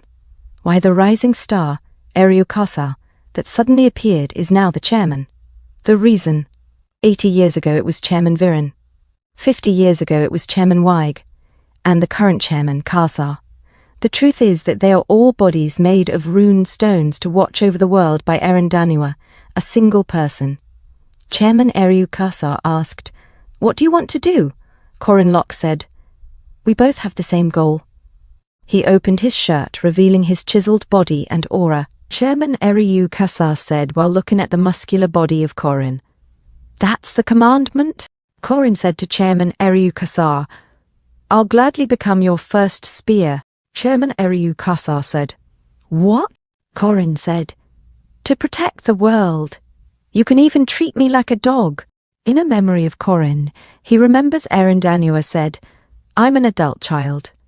As long as I'm an adult, I have the duty to protect children like you first." Eriu Karsar: "No, Erin Danua. I still haven't forgotten your warm act of sacrifice for me. Now it's my turn to protect you." Chairman Eriu Karsar looks at Corin silently. In another scene, Professor Clara calls for Erin. And Erin replied, "I'm against it." So Tates was still alive. Corin, that child. Can we trust him? Professor Clara said, "Erin." Erin said, "I know that I shouldn't trust others so easily. Let's watch over him, since we can't be sure of him just yet." Professor Clara said, "Understood." Erin said to herself, "It's something I can't decide easily as a person who holds great responsibility. I can't take the risk, since all of what he said could be lies. But what I still don't understand is, why did he look at me with such sad eyes?" Corin Loch, that child, just what Corin narrates saying, "During the Merkaba Academy's summer break ceremony, there is a reassignment of ranks depending on their performance. The rank reassignment ceremony also has a special meaning. If the rank you received upon entrance to the academy was temporary, this is a rank given by the Guardian Association, an official rank." A person said, "You've worked hard, everyone. Your growth this semester brings great pride to this school." And Corin continues to say, meaning, depending on the reassignment of the rank, they, who are still students, may exercise rights equal to that of the Guardians. Corin said, "Why did you bring so many potatoes today?" Mariette replied, "Today's the ceremony." Another student was given out potatoes, saying, "Have some potatoes. It was made by Mariette." Another student gets one and said, "Ah, thank you." Mariette said, "It'll be best to steam and hand out all the potatoes in the storage so that they won't rot since everyone will be away." Corin said, "The storage? Why is there a storage for potatoes? That's kinda amazing." Chairman Eriu Karsar said, "Now we'll be announcing the students who will have their rankings changed." Corin tells Mariette, "Shall we get going?" Mariette said, "Yeah." Chairman Eriu Karsar said, "Second year, Magic Class Valedictorian, Mariette Dunalef. Student Mariette, despite facing unfortunate accidents, showed strong will, proving herself by making great contributions to preventing a huge incident at the testing ward." Corin said to himself, "Honestly, it could be said that she didn't make any progress this semester, since she wasn't able to leave the city after she turned into a vampire. However, she made achievements by assisting Professor Dana's research, and the fact that her mana increased tremendously after turning into a vampire was a huge factor. With such a great power increase, it was impossible not to increase her rank. On top of that, her efforts in holding back the King of the Iron Mountain greatly prevented casualties." Chairman Eriu Karsar said, "Mariette Dunalef, with recommendation from the Merkaba Academy's chairman Karsar and the Southern Guardian Association's chairman Dina Grande, you will be promoted to the semi-special rank." A student said, "Wow, amazing. Won't she be the youngest semi-special rank guardian ever? To think I'd be able to witness such a legendary moment." And all of them eats her potatoes while they cry. Chairman Eriu Karsar said, "The names of the students I'll be calling out, like student Mariette, have made great contributions to stopping the incident that happened at the test ward." A student said, like Mariette, Were there more students that contributed? Another said, I don't remember hearing anything like that. Corin said to himself, while the incident with the King of the Iron Mountain was widely known to be a huge incident, the details weren't spread much due to him being held inside the test ward. The happenings there have been kept secret, including the existence of the King of the Iron Mountain and the betrayal of Fermac Daman. Chairman Eriu Kassar said, Magic class, Cranel Ludin, Uel.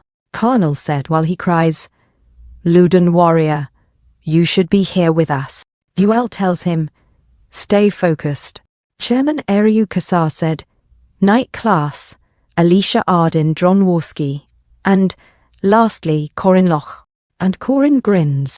Chairman Eriu Kassar said, Students Uel, Cranel, Alicia, and Dron, with your achievements from the incident at that test ward, you will be promoted to the semi-first rank.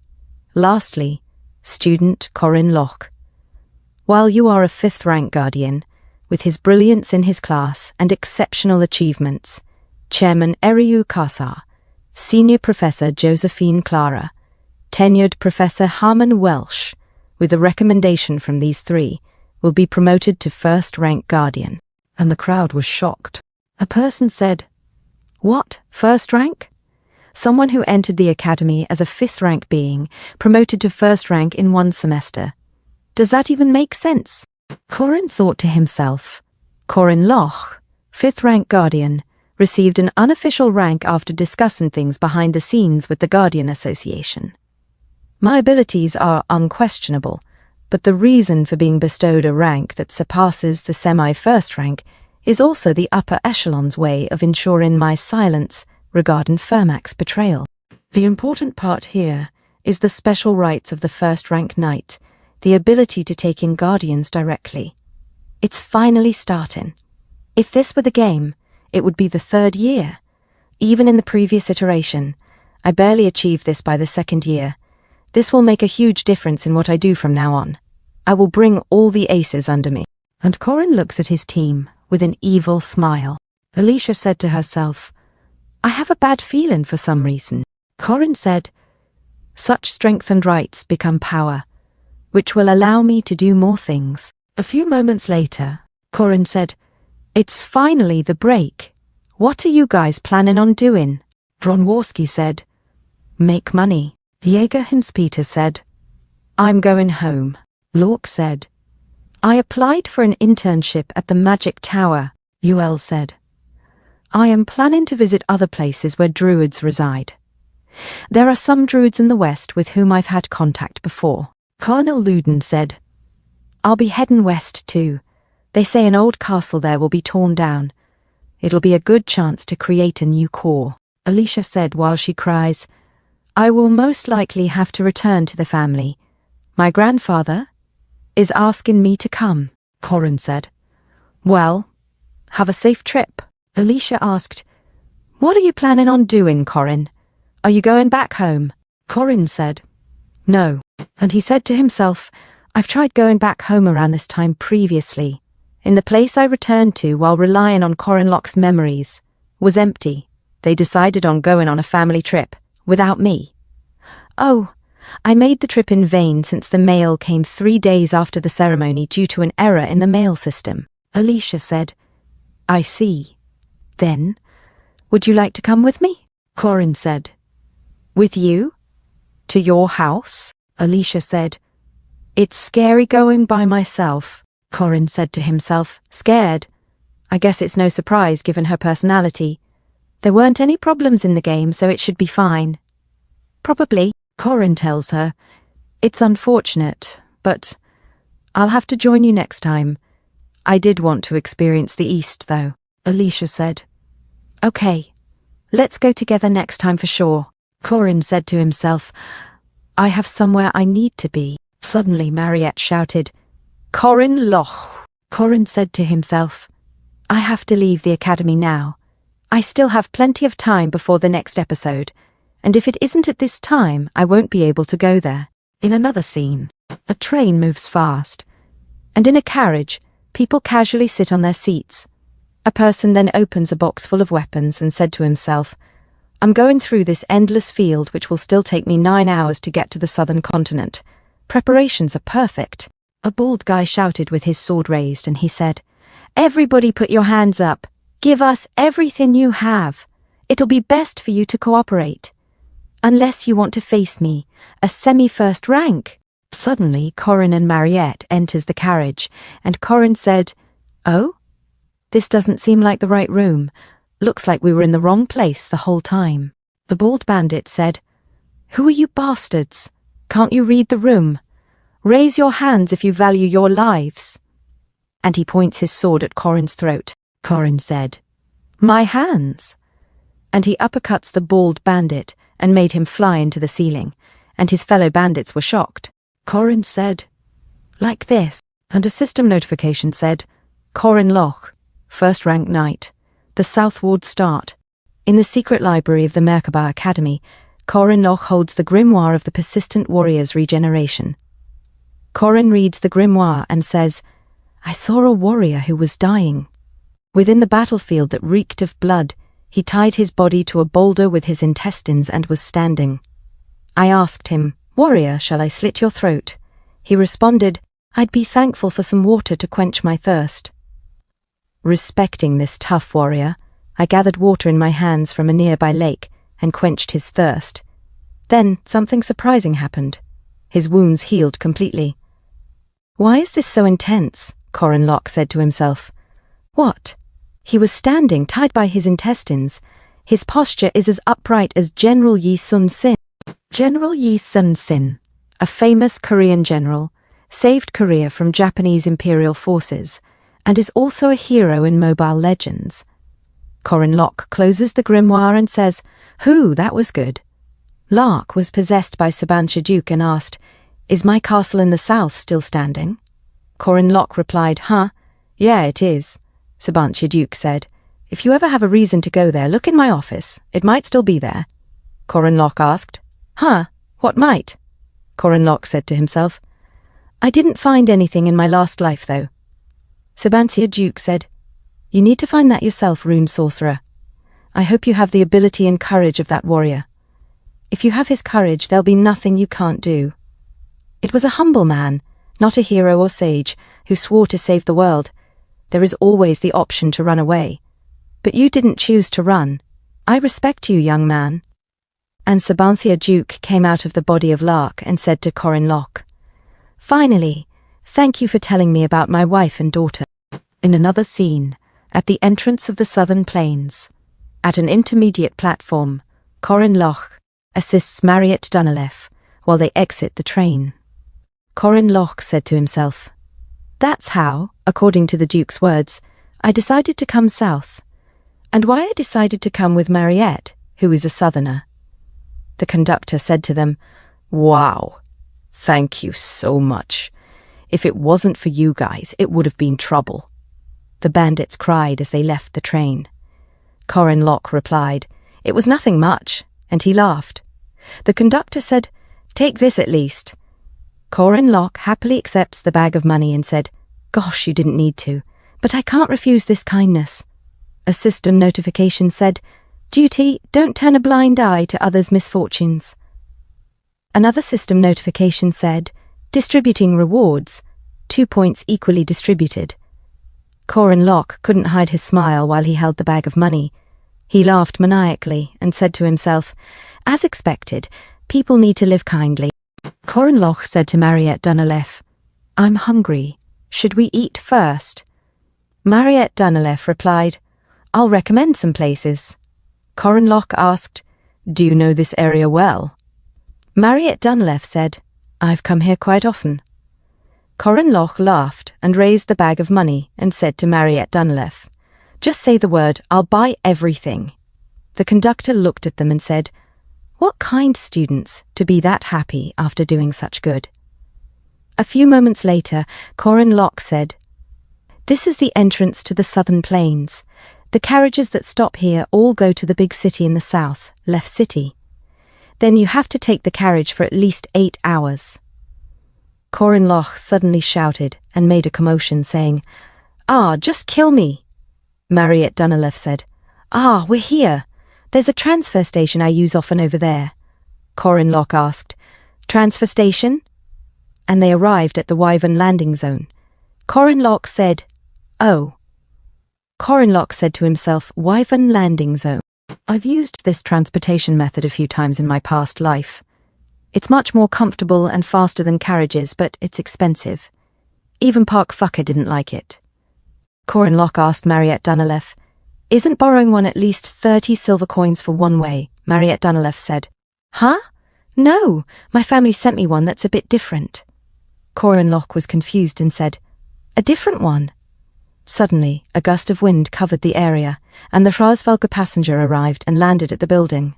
A person said to his radio, "This is Lef 1, preparing to land for a very important person guest." It was the heroic legend of Arhan the Boss vehicle. Corin Locke said to himself, "It cost the price of 12 wyverns." The person replied to his radio and said, "Controller Mac, this is Lef 1. And the other replied to the radio saying, "I heard too." In the control room, the person said to the radio, This is Duff. We will begin clearing the landing site. Cat 1, Cat 1. Please confirm the visual reference at 200 feet in the air." And the person replied to him saying, "Understood. Expected arrival in 10 minutes. Will slowly lower latitude." And he replied, "Check." A guy asked, "What are the Dunilefs doing this month?" And his colleague said, "It's the academy vacation, no." He replied, "So the princess is returning." Another person said, "Okay, Lef 1 will soon arrive. That means Lady Mariette is also coming. Everyone, prepare to give a fierce welcome greeting." And they began to fly away. A few moments later, in the mansion, the door opened, and suddenly all the maids and helpers bowed in front of Mariette Dunilef and said, "Lady Mariette, congratulations on your break. Congratulations on your semi-special rank promotion." Corin Locke said to himself, "I don't know why I didn't notice. Our destination was Lef City, and to the east was Duna City." "Mariette?" Corin asked. "You said your family does farming, right? Just how big is the scale of the farming?" Mariette Dunilef replied, Not sure, but around 2 million. 2 million pyong? Incredible," Corin said. Mariette replied, The unit is a bit different." Corin was shocked. "What?" Mariette looked at Corin happily. "Not pyong, but hectares." Corin's jaw dropped. "Hectares? 2 million hectares? That's around 6.05 billion pyong." "Yes," Mariette confirmed. Corin thought to himself, the Dunilef family are icons in the south. They own the Dunilef Salon, the Dunilef grocery store, the Dunilef post office, the Dunilef Agricultural Cooperative, the Dunilef Professional Wrestling Association, and so on and so forth. The many signs I saw on the carriage ride to their residence showed that. Looking outside of the carriage, Corin said, "Wow, this is no joke. And what's a pro wrestling association?" They arrived at the Dunilef great residence. Corin asked, "Mariette, why didn't you say you were rich?" Mariette replied, "Well, my parents are rich. Corin said, "That's what rich people always say." Suddenly a person laughed. "Ha ha, you'll inherit these assets anyway since you are the firstborn daughter of the Dunilef family." "It was Paul the butler," Corin said. "Where did he come from? Who is this?" Mariette said, "Grandpa Paul, gosh, you're surprising the guest." Grandpa Paul the butler said, "Give all your luggage to me." "And who is this with you?" Mariette replied, "This is Corin, he's one of my juniors." Grandpa Paul the butler said, "Oh, you came with a junior." He suddenly flashed towards Corin and said quickly, "For generations the family has had a son-in-law living with us. Of course, we provided tremendous support and a place in the Dunilef family's business to the family the son-in-law is from." Corin asked, "Pardon?" Grandpa Paul continued in one breath, "Our Lady Mariette has been called the flower of the South for her intelligence and beauty ever since she was." The number of marriage proposals from people who have wanted to become my lady's husband was enough to completely fill up a potato warehouse and more. Corin said, I see." He thought to himself, "He's speaking so fast I can't understand." Corin said, "Anyway, Mariette, that castle I mentioned earlier." Mariette replied, Duke Castle. I heard someone bought it recently." "Who?" Corin asked. Grandpa Paul the butler said, "If it's Duke Castle, someone called Count Cassius bought it." Corin thought to himself, "Well, Duke Castle was owned by someone in my last life too. I think it was a trader from an archipelago at the end of the south. He was quite the nasty human. Corin remembered the person saying, "A guardian? If you don't catch the sea serpent, don't even think of coming here." Corin recalled, "In order to receive his permission, Park Sihoo and I spent all day and night fighting the great sea serpent, and after indescribable hardships, we finally got to enter Duke Castle." "Do I need to go through that suffering again?" Corin wondered aloud. Mariette said, "I've told Count Cassius beforehand, so let's go together." "Pardon, what?" Corin replied. Mariette said, "You seem to want to enter Duke Castle, so I told him in advance." He agreed readily, saying to come at any time. Duke Cassius, in Mariette's memory, had said, "Ah, Lady Mariette, you're welcome any time." Mariette continued, "He says he's hosting a party on Friday, so let's go together." Corin was shocked and fell silent. He thought to himself, this was a quest that could be carried out this easily. "Even though in my last life I went through that dog show trying to enter the castle once. Is Mariette a god?" Mariette said to Corin. "Corin, want to go shopping tomorrow? We need outfits for the Count's party. And since we're bored." "Yes, of course we should," Corin agreed. "Amen," he said to himself on Mariette Street. "Is this what shopping is supposed to be like? A suit, 3 gold coins. Necklace and shoes, 6 gold coins. Everyday clothes, 4 gold coins. Other than that, a watch, etc. paid using a blank check. And these are all brand names. This is enough money to become wealthy in real estate within Seoul. She's not going to make me sign a slave contract after all this, is she?" Mariette said, "Ah, we're here, Corin." "It's there." Corin followed Mariette, thinking to himself while carrying all the things she bought for him. "You're scaring me, Mariette. Please stop buying me stuff." In the Smith building, a person said, "Oh my, Lady Mariette, you're finally here. Are you here for the commissioned item?" "Yes," Mariette replied. "Corin, here." She handed over a box to Corin. "This?" Corin asked. Mariette said, "These are the same minerals that were used in Alicia's adachi." Corin thought to himself, "The item I couldn't obtain before, as even the Academy didn't have it." A system notification said, "Unbreakable stone." Corin held it. He thought, unlike the refined silver stone that couldn't last in the domain, the unbreakable stone wouldn't break. No, if anything, it demonstrated a stronger power within domains. "How did you get this?" Corin asked Mariette. "There shouldn't even be a market for this." He thought to himself, "This one stone is making me happier than all the presents I received today, since this is the special stone used for Sword Emperor Garand Arden's hidden piece." Mariette blushed and seductively said, "If you coat your spear with this, even within the domain you spoke about, you'll be able to use it with no problem, right?" "Yes, of course," Corin replied. Mariette smiled happily. "This is my last present." "Seeing you happy makes me happy too." Corin smiled back and said, "Thank you." A few hours later, at night, in the mansion of Mariette Dunalef's family, Mariette led Corin. "This way, Corin." Corin cleared his throat and walked into the dining room. "Hello." Mariette and her parents sat at the other end of the grand table. "Corin," Mariette called.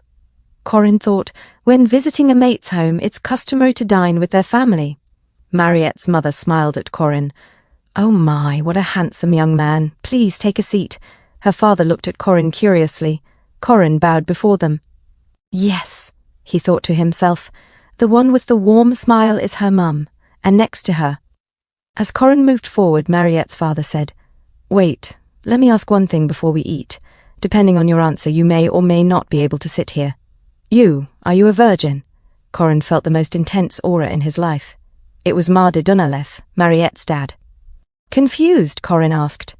"Pardon?" Mariette's mother slapped Marde Dunalef. "Gosh you, why would you ask something like that?" Mariette shouted. "Dad, Corin, ignore him and just sit," Marde insisted. "No, if he's to become the son-in-law of our Dunalef family, he must be a virgin," Mariette's mum shouted. "Ach, you—" Corin thought to himself, "It seems this meal will not be smooth." Sweating, he asked himself, "Son-in-law?" Marde Dunalef became serious, his aura menacing, and said to Corin, "My daughter is off limits. I can never allow that." Mariette said she'd marry her dad. Suddenly, Mardy Dunilef slammed her dad onto the table, and Mariette exclaimed, "Wait, Marie, it hurts. Why are you so strong?" "You resemble your mother when you're like this," Mariette Dunilef said. "Stop talking." Mariette Dunilef, being dragged away by Mariette, said, "Why are you being like this, Marie? I just wanted to protect you." Mariette pleaded, "Please stop talking, Dad," as she continued to drag her dad away. Mariette's mum said, "I apologize, Corin." Corin said, "No, it's okay. How merry and nice." Mariette's mum said, "I heard about you and Mariette's letters. I really wanted to meet and say hi to you." Corin said, "Duchess?" Mariette's mum said, "Thank you so much for helping Mariette." Corin said, "That's a bit burdensome. I just did it because I could. And above all, Mariette deserves happiness."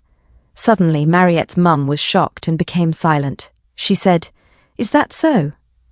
When I got Mariette's letter, I thought she'd been looking through rose-tinted glasses, but as I expected, Corin, my son-in-law, I mean. Suddenly, Mardy Dunilef managed to escape Mariette and shouted, pointing at Corin, "Hey!" Being thankful is one thing. I'm only allowing hand-holding. Mariette's mother shouted, "Gosh, darling!" Suddenly, Mariette put her dad down and her mum assisted her. Mard tried to say, "More than that, you need to maintain your virginity." Mariette said, "Dad, please stop." Mariette's mother said, "I welcome you, Corin. Unlike this guy, I'm quite liberal." Mariette said, "Mum, what are you saying?" Corin thought to himself, "Liberal, what a merry family." The next day at the Duke's castle, Mariette said, "Hello, Count Cassius." Count Cassius excitedly approached and said, "Ah, Lady Mariette, welcome. You visited as promised. We, the Blandria family, welcome your visit." Corin, looking at the happy Count Cassius, thought to himself, "To think this man is the same as the man from back then. Is this really the stiff man who said if we didn't capture a sea serpent, he wouldn't open the castle gates?" A few moments later, they were welcomed by the door being opened, and their names announced, Lady Mariette, Sir Corin, entering. They both entered the room with elegance. Corin thought to himself, "Honestly, I'm proud.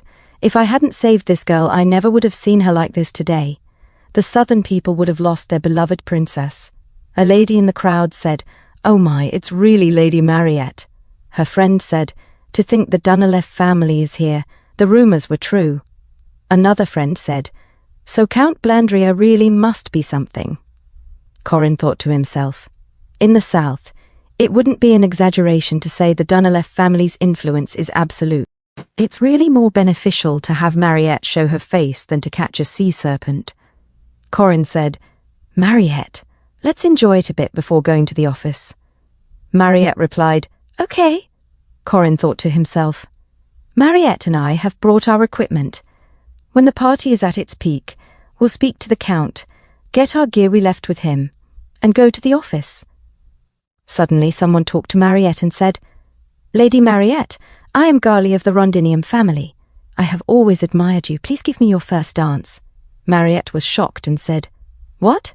Another guy said, "Lady Mariette, me too." And another said, "Please give the honor of your first dance to me." Another shouted, "No, please." And they all said, "Lady Mariette."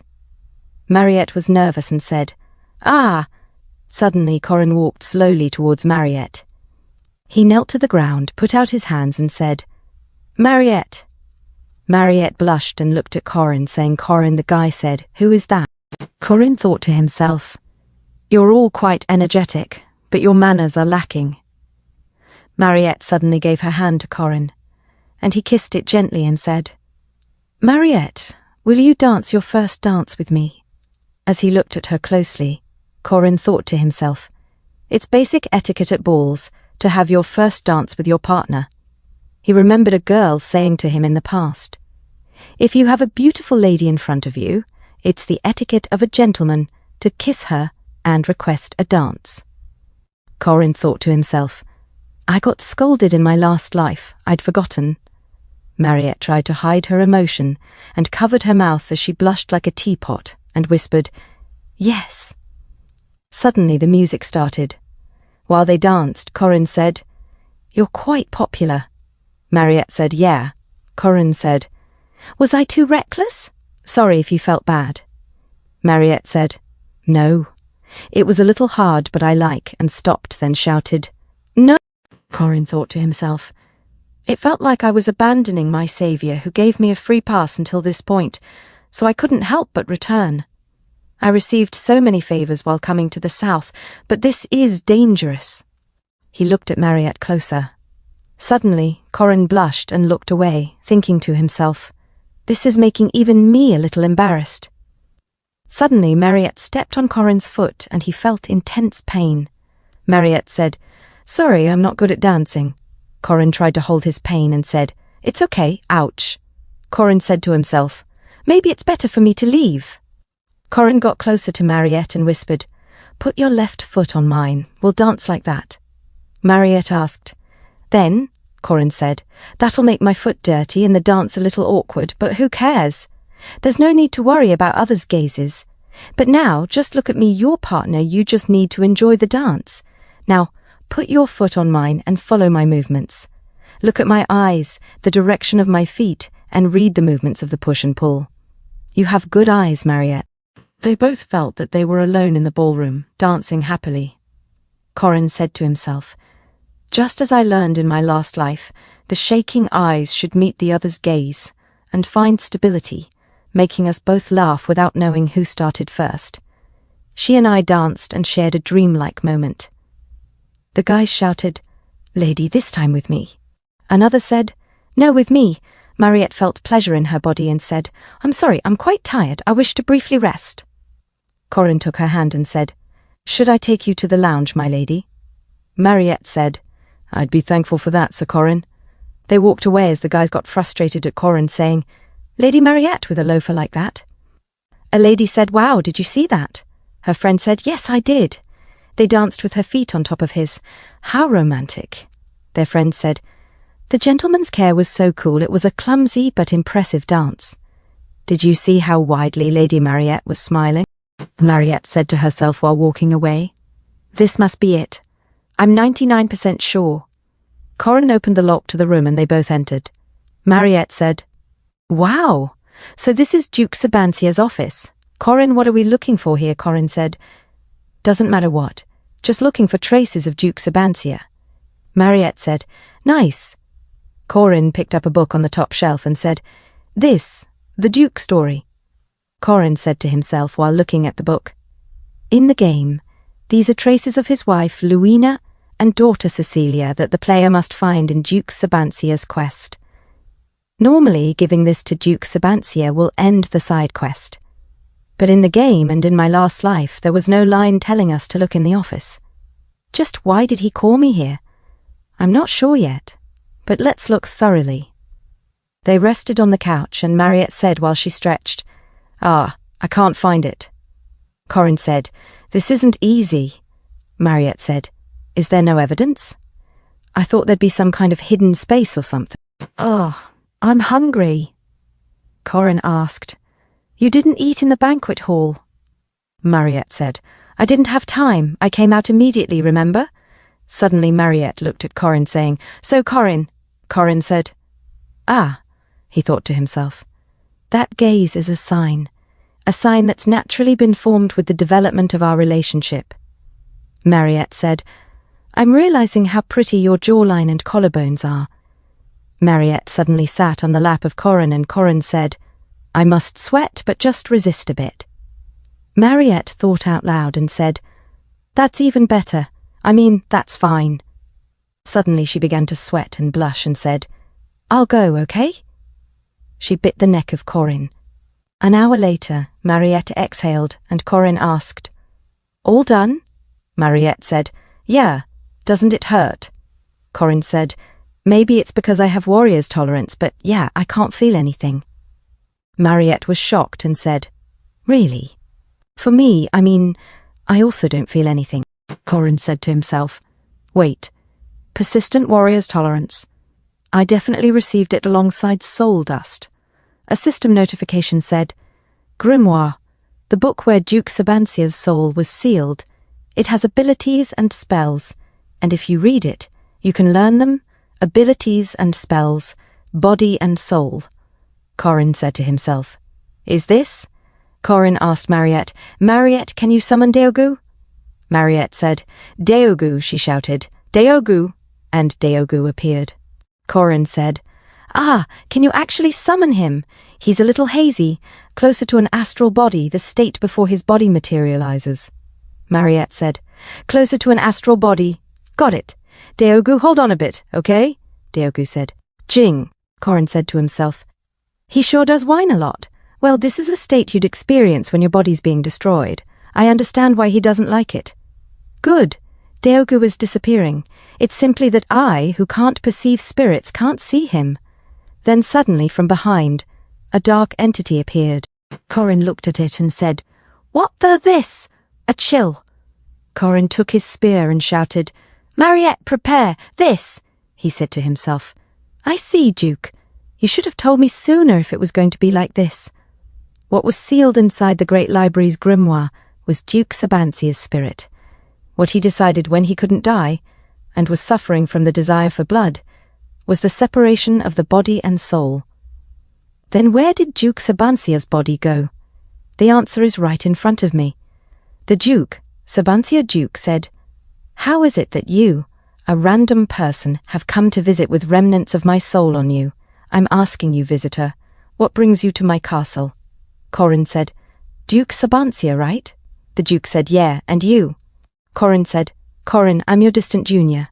The Duke said, Your appearance isn't bad, you seem normal. Corin said, Your assessment back in the library is better than I expected. The Duke said, Have you seen my soul? Corin said, Yes, I have something I'm curious about. If your body and soul have been separated, how are you this normal? The Duke said, Stop, I'll ask the questions. You just need to reply. Corin opened up his spear and said, I thought things were going too well, so it's not just a present after all. Corin narrated the story, saying, 800 years ago, the great general who commanded over the south, Duke Sabancia, was spoken of as the strongest of his time. No, the strongest of all time. The Duke attacked Corin and said, Now that I think of it, you came from meeting my soul. Did you kill it? Corin said, Of course not. I helped him find peace and ascent. I thought you would bring me something other than the grimoire this time. The Duke said, If my soul had guided you here, you wouldn't have brought a vampire. Do you think I'll fall for your lies? Corin said, Just what are you saying? No. More than that, how is a body without its soul? The Duke said, Since this body, being a vampire, cannot die, it needed a piece of soul to be trapped in this castle, so that I wouldn't become a beast like the one you brought. Corin said, Beast? Mariette is different. She's controlling the power of the vampire. Believe me. The Duke said, Believe you. To rid myself of the bloodlust over these 800 years, I've worn out my soul senses and emotions, but there's only one thing that hasn't disappeared. The Duke became silent as Corin looked at his sewed-up mouth. He continued, The taste of blood. Vampires cannot resist this impulse. I was like that too. He broke the threads in his mouth and continued, Believe you? I don't trust things I can't check. If you plan on stopping me, even you won't be safe. Corin said to himself, I didn't expect this. I shouldn't have brought Mariette the hero Duke Sabancia's body, which has been locked up for a long time because of his hatred of vampires, has completely become destroyed. If he was the strongest of his age while alive, he's at least a semi-special rank now. Corin used his skill. 6-step spearmanship, 6-step Suba. He said to himself, I'll go at full power and use Calamity Serpent. Ultimate Essence, Rising Serpent Skies, Poisonous Dragonhead Charge. The Duke looked at Corin's attack, slashed the serpent, making Corin stop and look shocked. The Duke said, Look, this is the power of creation itself. In my youth, this was the power I gained from slaying a dragon. He used his skill. Final demonic sword, dragon murder. Corin said to himself, I was wrong. This guy is even stronger than a special rank monster. The Duke said, while looking at Mariette, You are a petty beast. How do you hope for a human's life? Mariette shouted, A beast. What do you? The Duke said. Do you not consider yourself a beast? If not, are you positive that you've overcome it with your will? In the end, you will covet your lover's blood and will kill those you care for. Disappear from this spot. He tried to stab Mariette, but she managed to dodge. She shouted, Nope, I Deogu. Diogo said. Bark, the Duke said, binding trigram. Suddenly Diogo was chained up.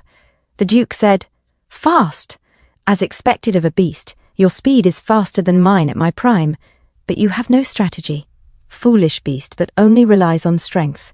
Mariette said, Diogo, come back. Suddenly, Mariette was shocked as Diogo couldn't come back. The Duke used his skill, Romania's sealing sword. He said, This sealing sword is a space-binding sword that seals immortal beings. In front of this sword, your party's immortality is meaningless. Hurry and die. I'll end that feeble life. A beast is always a beast. Mariette said, No, that's not true. She thought of Corin and said, Now or before, you haven't changed. She shouted at the Duke. Corin said it's okay, so I... Suddenly Corin took the hit and his body pixelated. The Duke said, Let me say this again, die. This is the path that is best for both of you. Mariette was shocked and looked at Corin.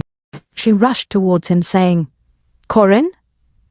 As she looked at the body of Corin, Mariette exhaled while the floor was covered in liquid coming out of Corin. Suddenly Mariette's vision toward Corin became blurry.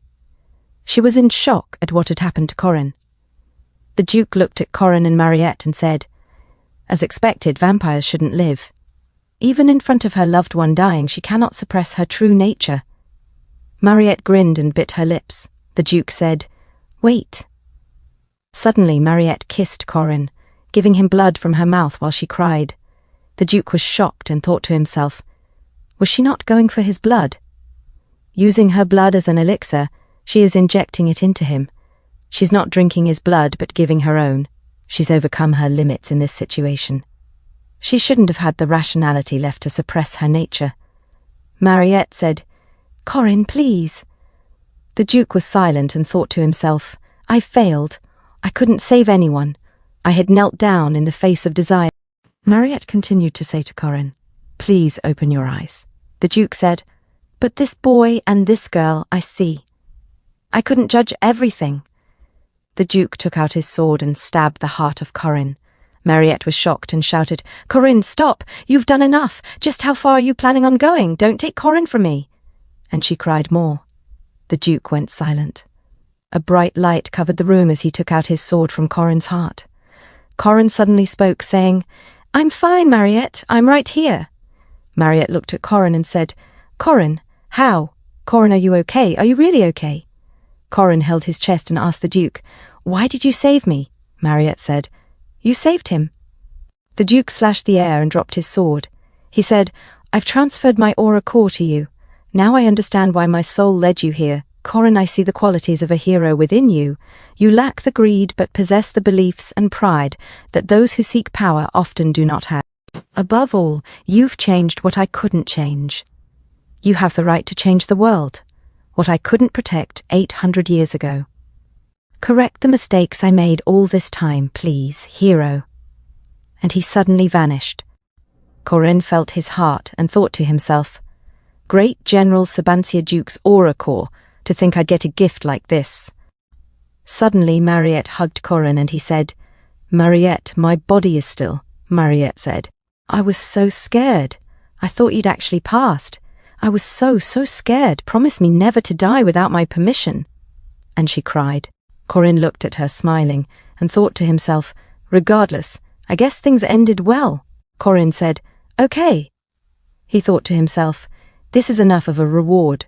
A system notification said, You have obtained Sabancia Duke's aura core. Your aura rank has increased. Your core ability has formed.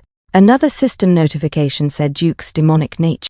Another system notification said, Corin Loch, middle aura, rank 6,730, mana rank 5,370% low, abilities, persistent warrior's regeneration, pain tolerance, domain comprehension, dual core, new.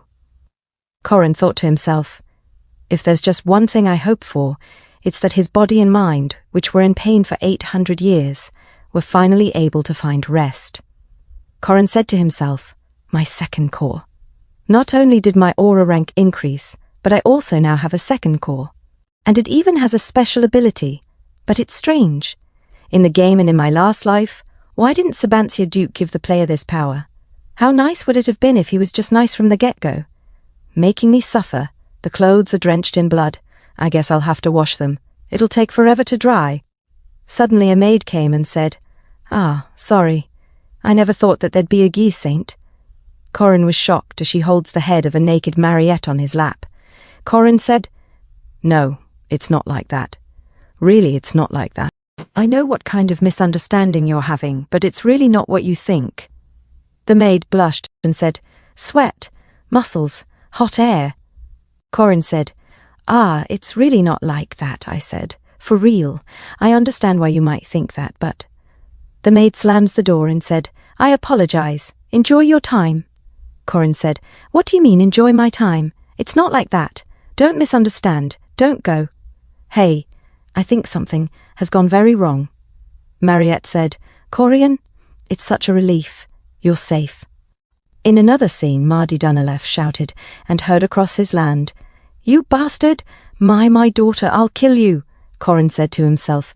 It took around 20 days to clear up this misunderstanding. "For those 20 days I hid in the mountains." The scout said, "Find that despicable bastard. How dare he touch our Lady Mariette?" Corin said to himself. "I spent my days training my aura, but it's a relief that the misunderstanding was cleared up somehow.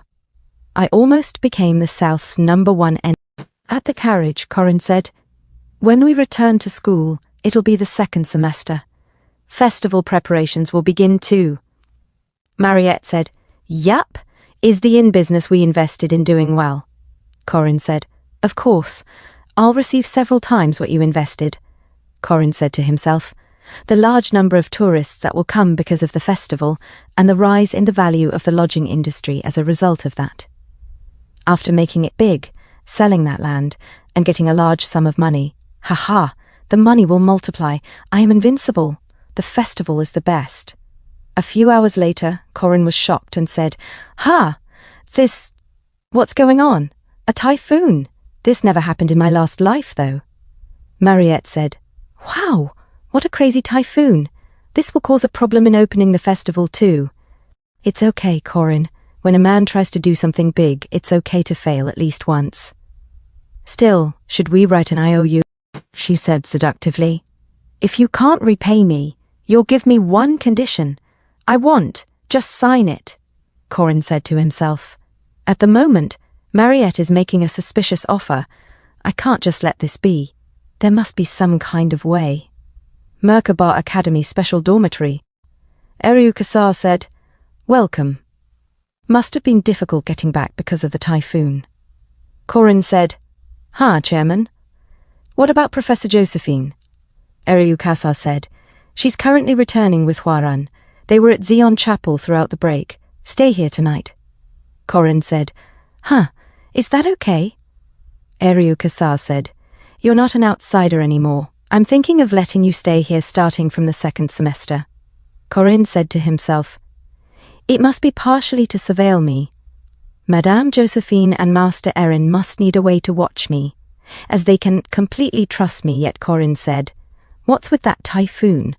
Mariette said, "Yeah, it's crazy, and must have done quite the damage on the city. Will it be okay?" Eriu Kassar said, "The city itself doesn't have any huge damages currently. It'll probably be not at the center of the typhoon, but the outer areas will be more damaged." Mariette said, But if the typhoon moves, it'll hit the city directly." Eriu Kassar said, "No, the typhoon won't move, because that typhoon isn't a natural phenomenon. It's the work of a monster." Mariette said, "What? A monster?" Corin said to himself. The story begins at an important sea route of a southern archipelago, going upstream along the Aegina Strait. At some point, it became entangled in the Aegina Strait, the lone emperor of the ocean, the sea serpent. This lone emperor went wild, without a care for the economic situation of humans, and began sinking trade ships that invaded his territory. One man, who wanted to become a hero, set out to defeat this emperor. Count Cassius said, "Son, must you go out?" Levant Blandrius said, "Yes, father. He is a first-rank monster." If I succeed in defeating him, my promotion to a first-rank knight will also be advanced. If that happens. And he remembered what he said to Mariette. I've always loved you. Please grant me your first dance. And she left away with Corin, and he thinks of Corin as an evil, salacious person. Levent said, I might be able to get Lady Mariette from that scammer bastard again. I will defeat the sea serpent and bring back peace to this strait, Corin said to himself. And that's how, with one man's fiery heart, a raid group had a fierce battle for 5 nights and 6 days. And they happily said, the sea serpent is escaping.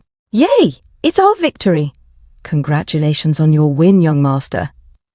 Levent said, Lady Mariette, I pledge this victory to you, Corin said to himself, and brought back peace unto Aegina Strait by defeating the sea serpent, about half of it anyway. In the end, they couldn't catch the sea serpent and lost it. And the sea serpent, who ran away, caused the loss of innocent lives. Typhoon bat alvin. In order to breed, they become the cause of typhoons and protect themselves from enemies. It's nicknamed the golden bat, because its blood, bones and flesh are all elixirs. Even monsters want them. The injured sea serpent could not just go past the nest of alvins, and the female alvin made a decision, for the baby in her womb, north and more north, to fly as far as her wings would take her to a safe place. That's how the place she chose to give birth was Merkaba Academy. Corin said to himself, My land, who could have guessed this? A typhoon bat, that rare species. Weren't they the ones that couldn't even be seen on the continent in the summer because they thrived on small stone islands in the archipelago? Why would someone like that be here? Yeah, I know. It must have been some weird butterfly wing flap I did again. And those flaps must have returned as a typhoon. As a real physical typhoon. His workers said while they leave, We're evacuating here. We can't work here any longer. Corin said, Well, wait, you're almost finished. How can you leave now? His workers said while they leave, The typhoon keeps getting bigger. We'll die if we keep working on construction. Corin said, Hey, wait, you should give up here too. Sometimes this happens in life.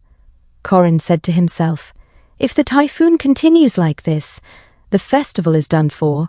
What's for sure is that if the typhoon expands in a week, my inns will go flying. I spent 280 gold coins to purchase this land. Another 330 coins went into buying raw materials, paying workers, and covering construction costs. I had 220 more coins to invest to complete this construction, and of those, only 110 coins are mine. The rest, I borrowed it all. If my business fails, I'll have to cough up 720 feet gold coins. I'm fucked, so fucked. A while later, Merkaba Academy held an emergency meeting on typhoon measures. The chairman, Ryu Kasar, called a few presiding professors and students. Ryu Kasar said, Everyone's here. You must all be aware why I called you here. It's because of the typhoon bat Alvin. Hermen Welsh, Knight Faculty, Tenured Professor, Dana Arienne, Magic Department Professor. Dana said to herself, So, we have to subjugate it. If we catch it, all the research money we lost due to the King of the Iron Mountain will be recovered in an instant. Harmon Welsh said, Of course we have to subjugate it. Edgar Linton, Magic Faculty Professor, said, I oppose. Harmon Welsh said, What? Edgar Linton said, The typhoon will stop in a month. I don't think there's a need to take that risk. Laura Lamass, Alchemy Faculty Professor, said, Oh ho, Professor Edgar, what's your proof for that opinion? Edgar Linton said, An Alvin's breeding season is usually from June to September, and they are famous for repeating the short-term fertilization and pregnancy process. Even when considering different variables, the typhoon will stop in a month. Laura Lamass said, Then there's not really a need to take on that risk. I vote for maintaining status quo, Ogun Rentry, Knight Faculty, new professor said. I think it's still important to try subjugating it at least once. Not only will the return of students be pushed back, but the festival plans will be disrupted. Above all, Outsiders may think that the Academy is playing it safe and sparing themselves. Wow, Professor Ogun, our Academy is an educational institution. Subjugation of monsters is something the association should take on in the first place. Still, the subjugation. I agree with Professor Edgar. Then let's not do the sub. Corin was silently thinking. Suddenly he stood up and slammed the table and shouted, Professors, no. Seniors Eriyu Kasar said, Corin said, we swore that we will be brave and realize kindness and justice, that we won't go against our creed even in front of death, to protect the weak and defeat the evil. We are guardians, the protectors of humanity. Of course we need to subjugate, Edgar said. Corin, I understand your fervor, but I think it'll be more beneficial not to sub, Corin said. Edgar, how can you say something like that? Edgar said. Corin said, do you not see the victims who have lost their houses due to the typhoon who are lost? Corin said to himself, just say you'll subjugate. I'm about to become a beggar. Corin said, do you not see those forced out on the streets who have lost their jobs? Do you not see the children who have lost their homes who are starving? You cannot calculate lives with money. How can you abandon them? Edgar said, No, that's not what I meant. Eriyu Kasar said, oh, was he really such a sincere fellow? What a model of chivalry, Corin said. And this doesn't have to be chivalry or the oath of guardian. Something as big as that. I just want to save people. So, let's save the people. A professor stood up and shouted, I knew I had a good eye for people. You are so right. Hammond Welsh said, to be such a passionate knight at that young age. Damn it, how touching. But what did he mean about the inn? A person said, there are precious lives in inns as well. Harmon said, I see. Ogun Rentry said, let's form a subjugation squad immediately. With the name of guardians, I swear. Eriyu Kasar said, we will protect them. It seems we've come to a conclusion, Corin said to himself.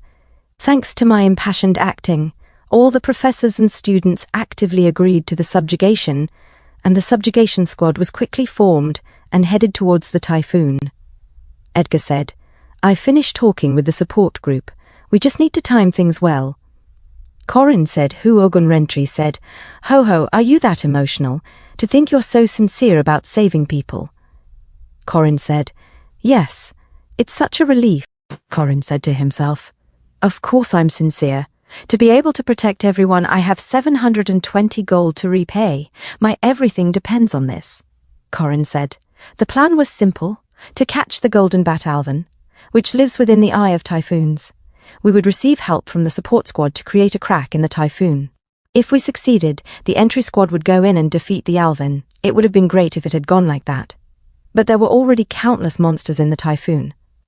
These monsters, caught within the typhoon in their attempts to eat the alvin, have been hungry for a while and are properly pissed. Well, I'm not too worried. In his prime, he was called Strong Hand Hammon, semi-first rank knight Harmon Welsh. He wields a 2-meter-long axe as if it were chopsticks. Semi-first rank knight Professor Ogun, a first-rank mage, and the current party leader demonstrate outstanding talent. It's not a cigarette. That's a mana stick he uses as a weapon. Professor Edgar, and above all, a second-year academy student, a first-rank knight like me, and a member of the North Island savage tribe, Crazed Warrior Burjacker. With these prominent members, it would be strange for us not to be able to defeat some monsters. Corin said to Crazed Warrior Burjacker, You're so tall. Are you half-giant? Burjacker said, Mind your business and focus on the monster behind you. Corin said, You're nicer than you look. Corin continued to narrate, Anyway, the focus is on capturing the alvin. We need to enter the eye before the damage becomes widespread and apprehend the alvin. Ah, of course, the damage to my inn, that is. Just wait, Alvin. I'm coming soon, Hammon Welsh said. We're entering the typhoon's eye soon. Everyone follow. Corin at the back enjoyed the rally and said, Yes, sir. A few moments later, Professor Edgar said, I didn't expect this. A smaller typhoon within the typhoon. I've never seen this before. Hammon Welsh said. I think she noticed intruders getting close, so she used her last power to create a smaller typhoon. Hamen Welsh asked, "An Alvan is a being that is this capable?"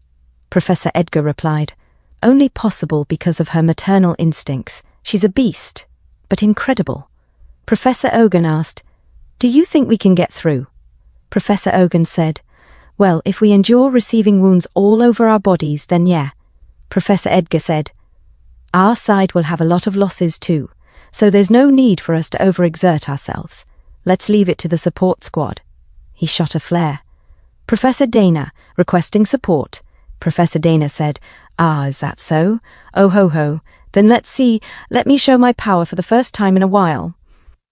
Thunder and lightning covered the sky. Professor Ogan asked, "Professor Edgar, isn't that a little dangerous?" Professor Edgar looked at the sky and said, "My goodness, Professor Dana, are you trying to kill us all?" He suddenly formed a shield. "Everyone get behind me. I will deploy a shield." "Gosh, we just needed enough force to get rid of the typhoon, Professor. You and your sheer brute force."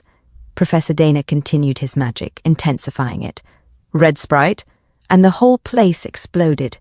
Suddenly the ground shattered and continued to break. Hammond Welsh shouted, "My God, this is why I don't like mage bastards. You all just kill knights," Professor Edgar said. "Anyway, things were resolved well with this amount of thunder. The typhoon is still there. With that amount, it would even be difficult for semi-first rank monsters to survive." Hammond Welsh said, "Wait, isn't something weird?" Professor Edgar asked. "What?" Hammond Welsh said. "That Alvan keeps getting bigger." Professor Edgar said, "Just what's going on?" Corin said, "Evolution, she's evolving." He said to himself, "The development of demons, a unique phenomenon that occurs during the accumulation of experience and life. It isn't simply the stage when the alpha individual who is the leader of the pack sublimates, but the stage where the vessel of the species itself sublimates. For a creature that can survive within a typhoon of this scale, it wouldn't be strange if she didn't tolerate thunder. The Alvan absorbed all of Professor Dana's thunder. We can't consider her a weak monster anymore. The Alvan is now King of Thunder Clouds." Hammond Welsh said, "Damn it, everyone, be careful. Hey, support squad mage, is there no method?" Professor Edgar said, "Even if we request assistance from the support now, the Alvan's abilities will only get stronger. Look at Professor Dana. That individual is not normal. Damn it, what are we supposed to do now?" Corin said, "Kihi, it's time for me to step up." He used his skill, Calamity Serpent Intent. "I realize something. Slithering Serpent. Martial arts are effective when your feet are firmly planted on the ground. This is so annoying. I can't do anything. Give me an opportunity to do anything," he shouted. "Berjaka, do something." "Top. What do you expect me to do here?" Corin said to himself. While in the air, the 2-meter-tall giants and the spearmen with 2 cores are weak. No, no, no, no. I have 720 gold on the line depending on whether I capture that bat or not. Corin shouted. "Berjaka," Berjaka said.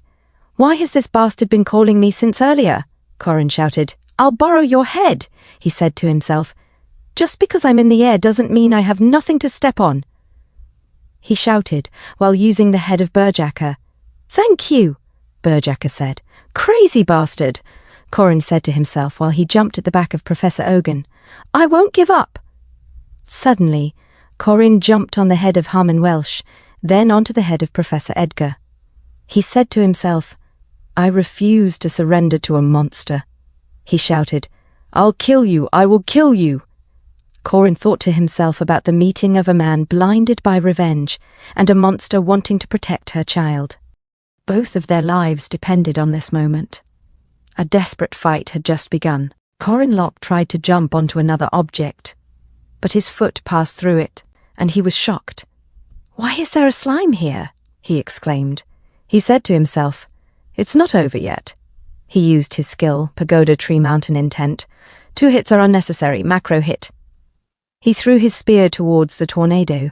Suddenly it was deflected, and he thought, "I can't help but feel it again. All martial arts use the ground. You can do nothing while in mid-air." Corin said, Is this my end? It's all over now." The clouds continued to clap thunder. Corin said, I shouldn't have invested. I should have just used that money and bought something yummy. Frick. He began to cry and thought, and that's how, inside the typhoon, my world fell apart. The loud sound that I could hear even amidst the typhoon. Someone was fighting with the Alvan. Just who? Corin hit the Alvan with her attacks, continuing to punch it in the face. A huge blast exploded after she punched the face of the Alvan, and an intense light shone all over the place. Corin blocked the light as it continued to shine brighter. The tornado stopped, and the professors dropped to the ground. Professor Ogun said, "The typhoon stopped. Just who?" He looked at a person in the distance. Corin stood up and looked in the direction of the light. He said to himself, "Even though I walk through the valley of the shadow of death." He teared up and continued to tell himself, "I will fear no evil, for the Lord is with me." Corin said, "What are you doing?" He knelt to the ground and said to himself, 720 floors. No, even before being buried by a debt of 720 gold, a rescue squad will come. As Corin and Professor Clara looked at him, he remained hopeful.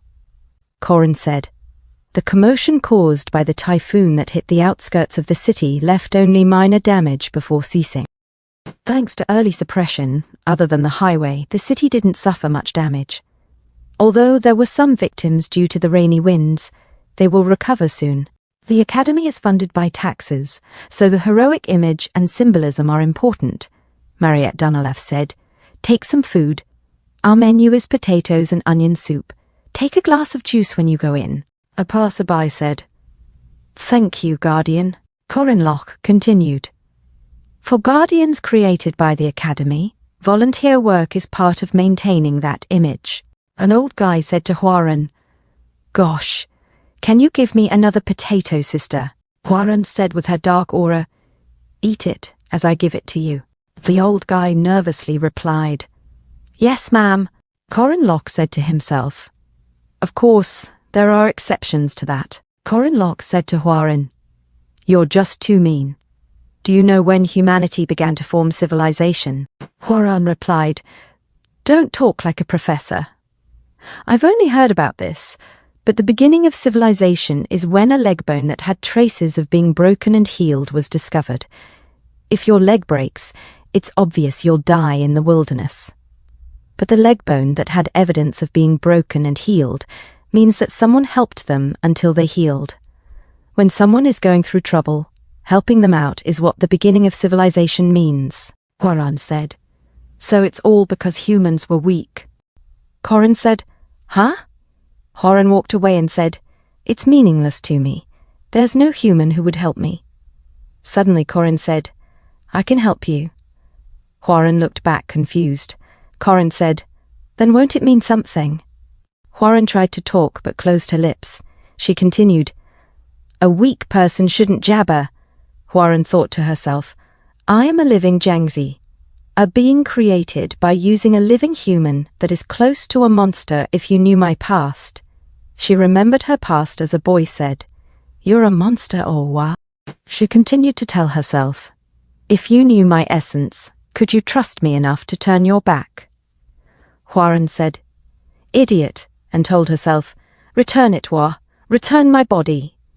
Her head suddenly hurt and she said, "Shut up, this is mine, it's my body." She told herself, "I know, it's not mine.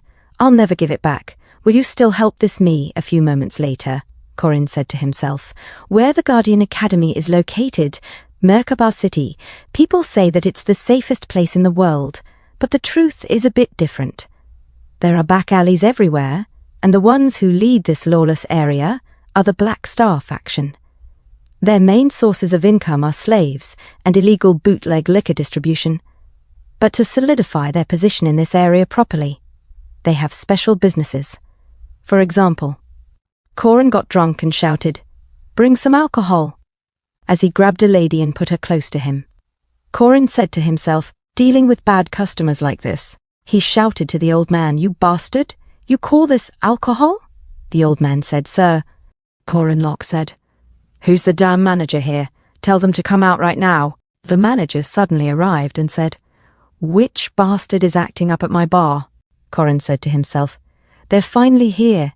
The Black Star faction sells bootleg liquor at this tavern, and at the same time receives a protection tax to protect it. There's no better place to meet a member of the Black Star faction than this. The manager said, Judging from your appearance, you seem to be an academy student. What is a minor doing here? Corin said, What are you, what the manager said, Kid, if you're done drinking, just leave. In return, I'll pay for your alcohol today. Corin picked up his drink and poured it on the head of the manager and said, Perfect timing. Are you the manager of this place? The old man said, Sir. The people got angry and a guy said, This bastard. Another said, Sir. The manager said, I've met a lot of kids like you. Kids who act up just because they're guardians. I've seen a lot of them. They all dive in fearlessly because they think they're the best. Men teach this kid a lesson. His men suddenly jumped towards Corin Loch. He shouted, These guys are the crazy hunting dogs who ran wild in the north. They were renowned slave hunters who were called the Red Insane Dogs. How dare a mere student, just a little pup, not know how scary a tiger is? Corin Loch just looked at them. Suddenly he punched the faces of the people who were going to attack him. Outside, the punches of Corin Loch were heard. The manager was shocked and said, Just, who are you? Corin Loch said, Me. I'm a dogman who catches insane dogs, you mother baker. He punched the face of the manager, who shouted in pain. Corin Loch said to himself, That day the Black Star faction disappeared. Well, anyway, unrelated to dealing with a gang faction, there was a separate reason I was targeting the Black Star faction, which is the people they sold and bought like slaves. To free the demi-humans. Corin Loch said to himself, Gosh, truly treating them like animals. In this world, demi-humans are targets of ostracization. They are far from ordinary in several ways, making them easy beings for human society to ostracize. As he opens the cages, the demi-humans are freed. Corin Loch says to them, Once you go outside, there will be a carriage provided by the Dunilef family. Those who come out first can go that way. They begin to cry and walk outside. He thinks to himself, This will make them lower their guard around me a little bit. Okay then, let's achieve our real goal. Corin Loch asks a demi-human, Are there siblings named Ren and Ron here? She points in a direction, and he says, that way. Looking in that direction, he says to himself, They're kind of small. The girl covers for her brother. Corin Loch thinks, That's strange. When I met them in my last life, they were in their 20s. I heard that humans' physical bodies develop based on their mental development. But isn't this too much? But still, since I'm here, Corin Loch approaches them and says, Hey guys. She responds, Don't hit my brother. Corin Loch thinks, So this is the older sister, Ren. I heard that the were-human system awakens as soon as you're born, so in many cases, they are sold at a young age. He remembers what she said to him in his past life. I'll kill you, bastard. He thinks. Her demeanor is very different. She used to be a ripped and gruff woman. You're saying this girl develops into that in 1 year? In his last life, Ren and Ron were villains working as the Catholic Church's were-humans. Fundamentalists, who were radical demon segregationists, committed all kinds of atrocities with enslaved were-humans to promote public opinion, and led to the political confrontation of the first and second princesses. The two, who were not easy enemies, were killed by Park Sihoo. Corin Loch opens the cage and says, You're pretty different than I thought, but let's go, guys. Corin Loch thinks, I'm saving the unfortunate villains who later develop into mid-level bosses. She suddenly shouts, Leave! Leave us alone! Corin Loch says to her, Kid, let's just go obediently. She shouts, Let go! Let us go! Corin Loch suddenly grabs her wrist and says, You'll get hurt. She continues to shout, Let! Corin Loch says, It's okay. No one will hurt you anymore. He hugs them tightly and says, You are safe now. He thinks, Children who've never received the protection of adults, but rather their persecution will always be on edge. Tears form in her eyes. Corin Locke thinks, that's a tragedy. Corin Locke asks, what are your names? Ron says, Ron. I'm Ron. Ren says, Ren. Corin Locke introduces himself saying, I'm Corin, Corin Locke. Ren asks, are you a guardian? Corin Locke says, yes. She suddenly rests on Corin Locke's shoulder, and Corin Locke says, oh, she must have relaxed. Oh, him too. Ha, gosh, I've coaxed them for now, but do I really have to hand them over to the guardians? A few hours later, bar employee Lenya asks, what are you thinking about, boss? She may appear to be an ordinary back alley bar employee, but she is actually a manager of an information guild. Corin Locke thinks, what I had in mind were the mid-level bosses, Ren and Ron, not kids like this. I had wanted to use their abilities to keep this episode's enemies in check. Corin Locke tells Lenya, take them to my inn for now, and give them some food. Lenya asks, you were a philanthropist? Corin Locke says, think what you want. He exhales deeply, saying, who? He thinks, so, do I have to save Huaren by myself then? In the Merkaba City, Flying Beast Landing Zone, Eastern Platform Village, a giant bird with a single foot lands. A guy says, hello, you must be from the east. Please show me your registration. They descend from the giant bird. One of them shows his badge, and the guy says, ah, an official from Boromei Academy, I see. The old man says, yes, I am Senior Professor Kang Ryun. These children are my disciples. The guy says, I'm Jin Hyuk. Nice to meet you. The lady says, I'm the Student Council President, Kang Yuwa. The guy says, El Lost Kingdom welcomes your visit. We have a carriage waiting, so please come this way. Jin Hyuk says, phew, this treatment is awesome. Kang Yuwa says, Hyuk, Master hasn't even sat down yet. Jin Hyuk says, whoa, you are. You know I'm not strong. Kang Ryun says, is that something a first-rank knight should be saying? Jin Hyuk says you. Kang Ryun says, that's enough, sit down. Let's stop with the useless talk. Jin Hyuk asks, but Master, are you sure that that's here? Kang Ryun looks at him and says, yes, I'm sure the chairman of this place took it. The Emperor guaranteed. Jin Hyuk and Kang Yuwa's aura shows. Kang Ryun said, hide your murderous intent. We need to forget all that right now, okay? Jin Hyuk said, forget all that? He remembers his past and says, how could we forget it, that damned thing?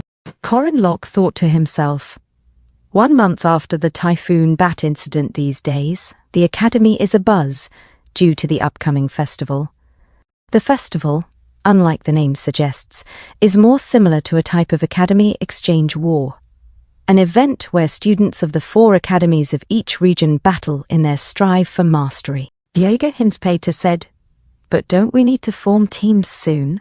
Lork Bugman said, nope, first we have to choose doubles and group matches between individual matches. Alicia Arden asked, what are you going to compete in, Corin? Corin Locke said, I'm going for doubles, and I'm taking you with me. Lork Bugman said, I want to do individual and group. Jaeger Hinspeter said, I want to do doubles. Alicia Arden said, me? Ugh. Corin Locke said, what's with the ugh? We're a fixed team. Alicia Arden asked, then what about the group match? Corin Locke said, the group match has random team distribution, so I don't know. I hope I get the same team as you. Alicia Arden said, ugh.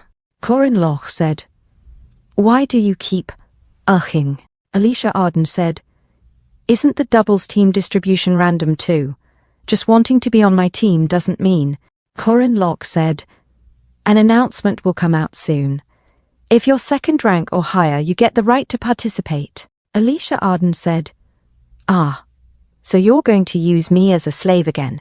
Hick, to be forced to labour during a fun festival again. Corin Locke said, Labour? Alicia Arden said. Why not pair with Mariette? She's honestly the strongest, isn't she? Corin Locke said. Mariette. She's probably entering the individual match. Alicia Arden said. Huh? A mage in the individual match? Corin Locke said. It seems she wanted the individual match prize. Mariette Dunelef said. It's mine. Alicia Arden said. Ah, if that's the case then. A person said. Hey, look over there. Another asked. What? What is it? Corin Locke said. Huh. Another said. Wow. Look at that outfit. They must be from the East. Corin Locke said. East. Another said. Are those like Taoist clothes? His friend said. Idiot. It's just Eastern-style clothes. Corin Locke thought to himself. They're finally here. Immortal Taoist Kang Ryun, Fighting Hound Sejinhyuk, Swordmaster Kang Yuwa, the protagonists of the third part, Heavenly Yakshai. A few moments later, at the library, Professor Clara said, Transferring one of our academy students to Borome Academy? I cannot accept that. Immortal Taoist Kang Ryun said, We are simply making a reasonable request as the rightful blood relatives of that child. 1 year ago we faced a tragic accident, and sadly the centre of that accident was my niece. Professor Clara said, I know. Immortal Taoist Kang Ryun said, In the chaos of our castle turning to ashes, you took my niece. We found her whereabouts, so naturally we want her back. Professor Clara said, Warren is a special case. You should be aware of that. She thought to herself, the reason he requested a meeting as soon as he arrived as a judge for the group match was because of Warren. Immortal Taoist Kang Ryan said, As you know, a beast resides in Ran's body. I just want to recover my niece from that beast. Professor Clara said, Warren's body is only alive because of that child, and that was the will of Chairman Eryu's friend and student's father Kang Yu. Immortal Taoist Kang Ryun said, We'll take care of that on our own. Do you really think you can socialize that beast in the first place? Professor Clara said, Of course. Warren actually spent the first semester with no problems. Immortal Taoist Kang Ryun said, I'd like you to prove that. Catholic Church's dispatched Bishop Li Jinyang said, That wicked demon is socialized. Who knows if all of this is just a part of her wicked plan? Professor Clara said, Bishop Li Jinyang, I hope you refrain from speaking further. He replied, No. We true believers do not believe in your evidence that is only words. Professor Clara said, What are you trying to say? Catholic Church's dispatched Bishop Li Jinyang said, Send that wicked thing out during this festival. If it's that wicked thing that murdered countless young sheep, her true nature will be revealed during the heat of violence. Professor Clara said, You want me to send Warren out during the festival? Corin Locke thought to himself, Although their words are groundless, I have no confidence I can logically convince them. Since when it comes to faith, I, a witch, am also a target of getting burned at the stake. Well, this might actually be a good opportunity. If we show how demons can socialize and have intellect through this, it might be better in the future. Professor Clara said, Okay, I will suggest Warren compete in the individual match. Immortal Taoist Kang Ryun said, Yes. Professor Clara said, Where Warren stays will be decided by the girl herself. I don't know about the Eastern continent, but here, her legal guardians are Chairman Eryu, me, and Xion Cathedral's great saintess. Immortal Taoist Kang Ryun silently listened. Catholic Church's dispatched Bishop Li Jinyang said, I think our conversation is done. The two of you can be on your way. Understood. Thank you for your time, Professor Josephine. A few moments later, Professor Clara sighed and said, Phew, to think. It'd really go as the boy said. During this festival, Valtazar's dogs are hidden. Suddenly she was shocked. What? Where? Who? Corin Locke said, All I know is that something's going to happen. I don't have the details, but I have a guess. The Catholic Church and Borama, It might be one of the two, or it might be both. He thought to himself, the answer was actually both. The Catholic Church, which is declining day by day, is making desperate attempts to expand its influence, and Boromir's spirit mage, along with some of their students, are participating in this. The key word is Heavenly Yakshai Hwaran. It's a very important incident that decides the fate of a named character and marks the turning point in the main scenario, as well as decides the overall direction of the entirety of the Ellus kingdom. Corin Locke said, I'd like you to keep an eye on the Catholic Church, Professor Josephine, she asked. Then you, Corin Locke said, there are inns constructed on the outer regions like this. Have the Boromir students stay there. It'll be easier to keep an eye on them, she said. How can I trust you? Corin Locke thought to himself, does she still think of me as Valtazar's disciple? He opened his shirt and said, you don't have to. Continuously suspect me. That's the right mindset to have. But regardless of what you do, my goal doesn't change. As Corin Locke showed off his muscular body, a system notification appeared. Oath, I will save the world. Professor Clara sweated while looking at Corin Locke's muscular body, closing her eyes as she sweat from the heat, and said, ha! Corin Locke thought to himself, if she knows the oath of a shadow warrior, her suspicion has to be lessened. She then took a peek. Corin Locke said, but I heard that the inns newly constructed on the outskirts were built using student investments. Ah, that's unrelated to me, she said. I have info that the owner of the inns who received those investments is you. Corin Locke said, it's unrelated, she said. I heard that recently Mariette moved her ingredients over there and is setting up a street stall. Corin Locke said, it's completely unrelated to me. He thought to himself, secured 100% long-term guests, daily necessities, food, carriage, round-trip expenses, etc. All profit-making projects were planned with this wide vision in mind. People need a little helping hand sometimes. Don't be so obstinate. And so, time passed to the festival group match preliminary round. Heiger Hinspeter said, hey friend. Lork Bugman replied, yeah. Jaeger Hinspeter said, will we be able to survive? Corin Locke thought to himself, festival group match trials, only 16% will make it through. Jaeger Hinspeter was shocked and said, why are there so many people? Lork Bugman said, apparently, even the seniors are all participating. Corin Locke thought to himself, only Hwaran is absent among the named characters. Guess she's only entering the individual match. But where's Alicia? As Alicia Arden in the crowd cried and was far away from them, she shouted, Corin, I'm over here. Ark, please move aside. Suddenly, immortal Taoist Kang Ryun said, nice to see you all. A person said, wow, look over there. That person is Kang Ryun. Immortal Taoist Kang Ryun introduced himself to the crowd and said, I am Kang Ryun, in charge of judging these trials. This is a preliminary round that will decide the 16 guardians who will compete in the group match. I wish you the best. Lork Bugman said, the difficulty level must be hell. Jaeger Hinspeter said, huh? What? Who is he? Immortal Taoist Kang Ryun said, when your armband is ripped off, you're eliminated, so be careful. Then I'll begin. The topic of this exam. Yes, it is the most important duty for a guardian, save the civilians. Suddenly, walls came out from the ground. Everyone was shocked as walls appeared all over the place. It was the 8-array formation. 8 gates array. Jaeger Hinspeter said, hey, what the heck? Does this even make sense? Lork Bugman said, of course it does. Kang Ryun is the Eastern Continent's best formation sorcerer. Jaeger Hinspeter said, but this scale is just... Anyway, what does save the civilians mean? Lork Bugman said, civilians? Is he talking about that?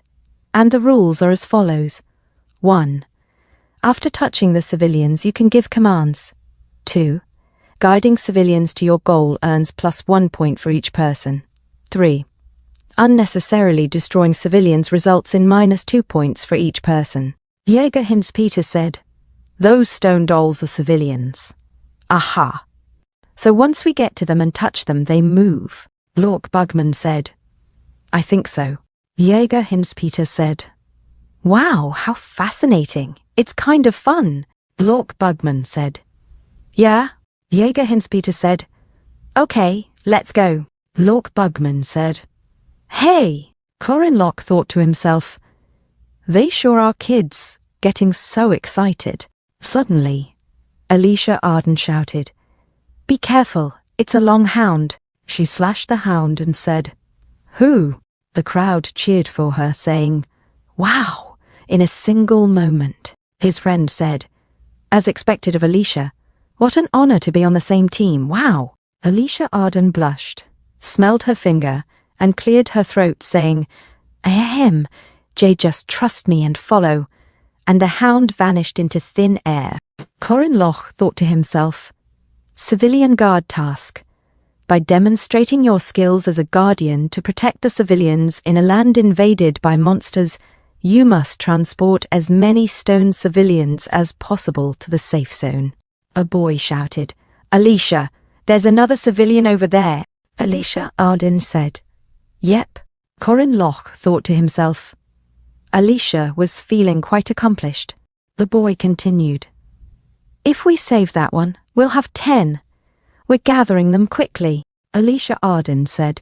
It'll be good to start looking for the safe zone soon. He replied, I'll send my familiar to scout. It's an 8 gates array, so there should be one nearby. Suddenly the ground shook. He said, What's that all of a sudden? Alicia Arden exclaimed, The ground is shaking. He asked, Is that the sound of drums? Alicia Arden said. Behind. He asked. Behind? Suddenly, mannequins marched forward, and a dust cloud covered the place. A man shouted from a distance, If you peacefully lay down your life, we'll let your weapons go. Alicia Arden nervously asked, What's that? A trolley. Her friend said, No! They tied the stone dolls to make a trolley. Alicia Arden said, Just what is that? Jäger Hinz-Peter said, Kneel down, we are the Mandrake Bandits, as he played his harp. Alicia Arden shouted, Jäger Hinz-Peter, what are you doing? No more than that. Is it okay to strum the harp like a guitar like that? As they heard weird noises from the harp. Suddenly, Corin Locke laughed maniacally and thought to himself, You want more than 1,000 students to obtain points by transporting a limited number of stone civilians. Alicia Arden pointed at Corin Locke and said, You. Corin Locke thought to himself, Why would I bother doing something as annoying as that? Alicia Arden shouted, Corin Locke. Corin Locke said in a menacing voice, Corin, who's that? When calling me, call me the Almighty Immortal. I'm the Almighty Immortal Locke. It's so much easier to eliminate others. Thank you for watching Rebirth Genesis. If you enjoyed the video, make sure to like, subscribe, and turn on notifications so you will not miss the next chapter of the journey. Your support keeps this rebirth going strong. Until next time, stay sharp and keep rising beyond your limits.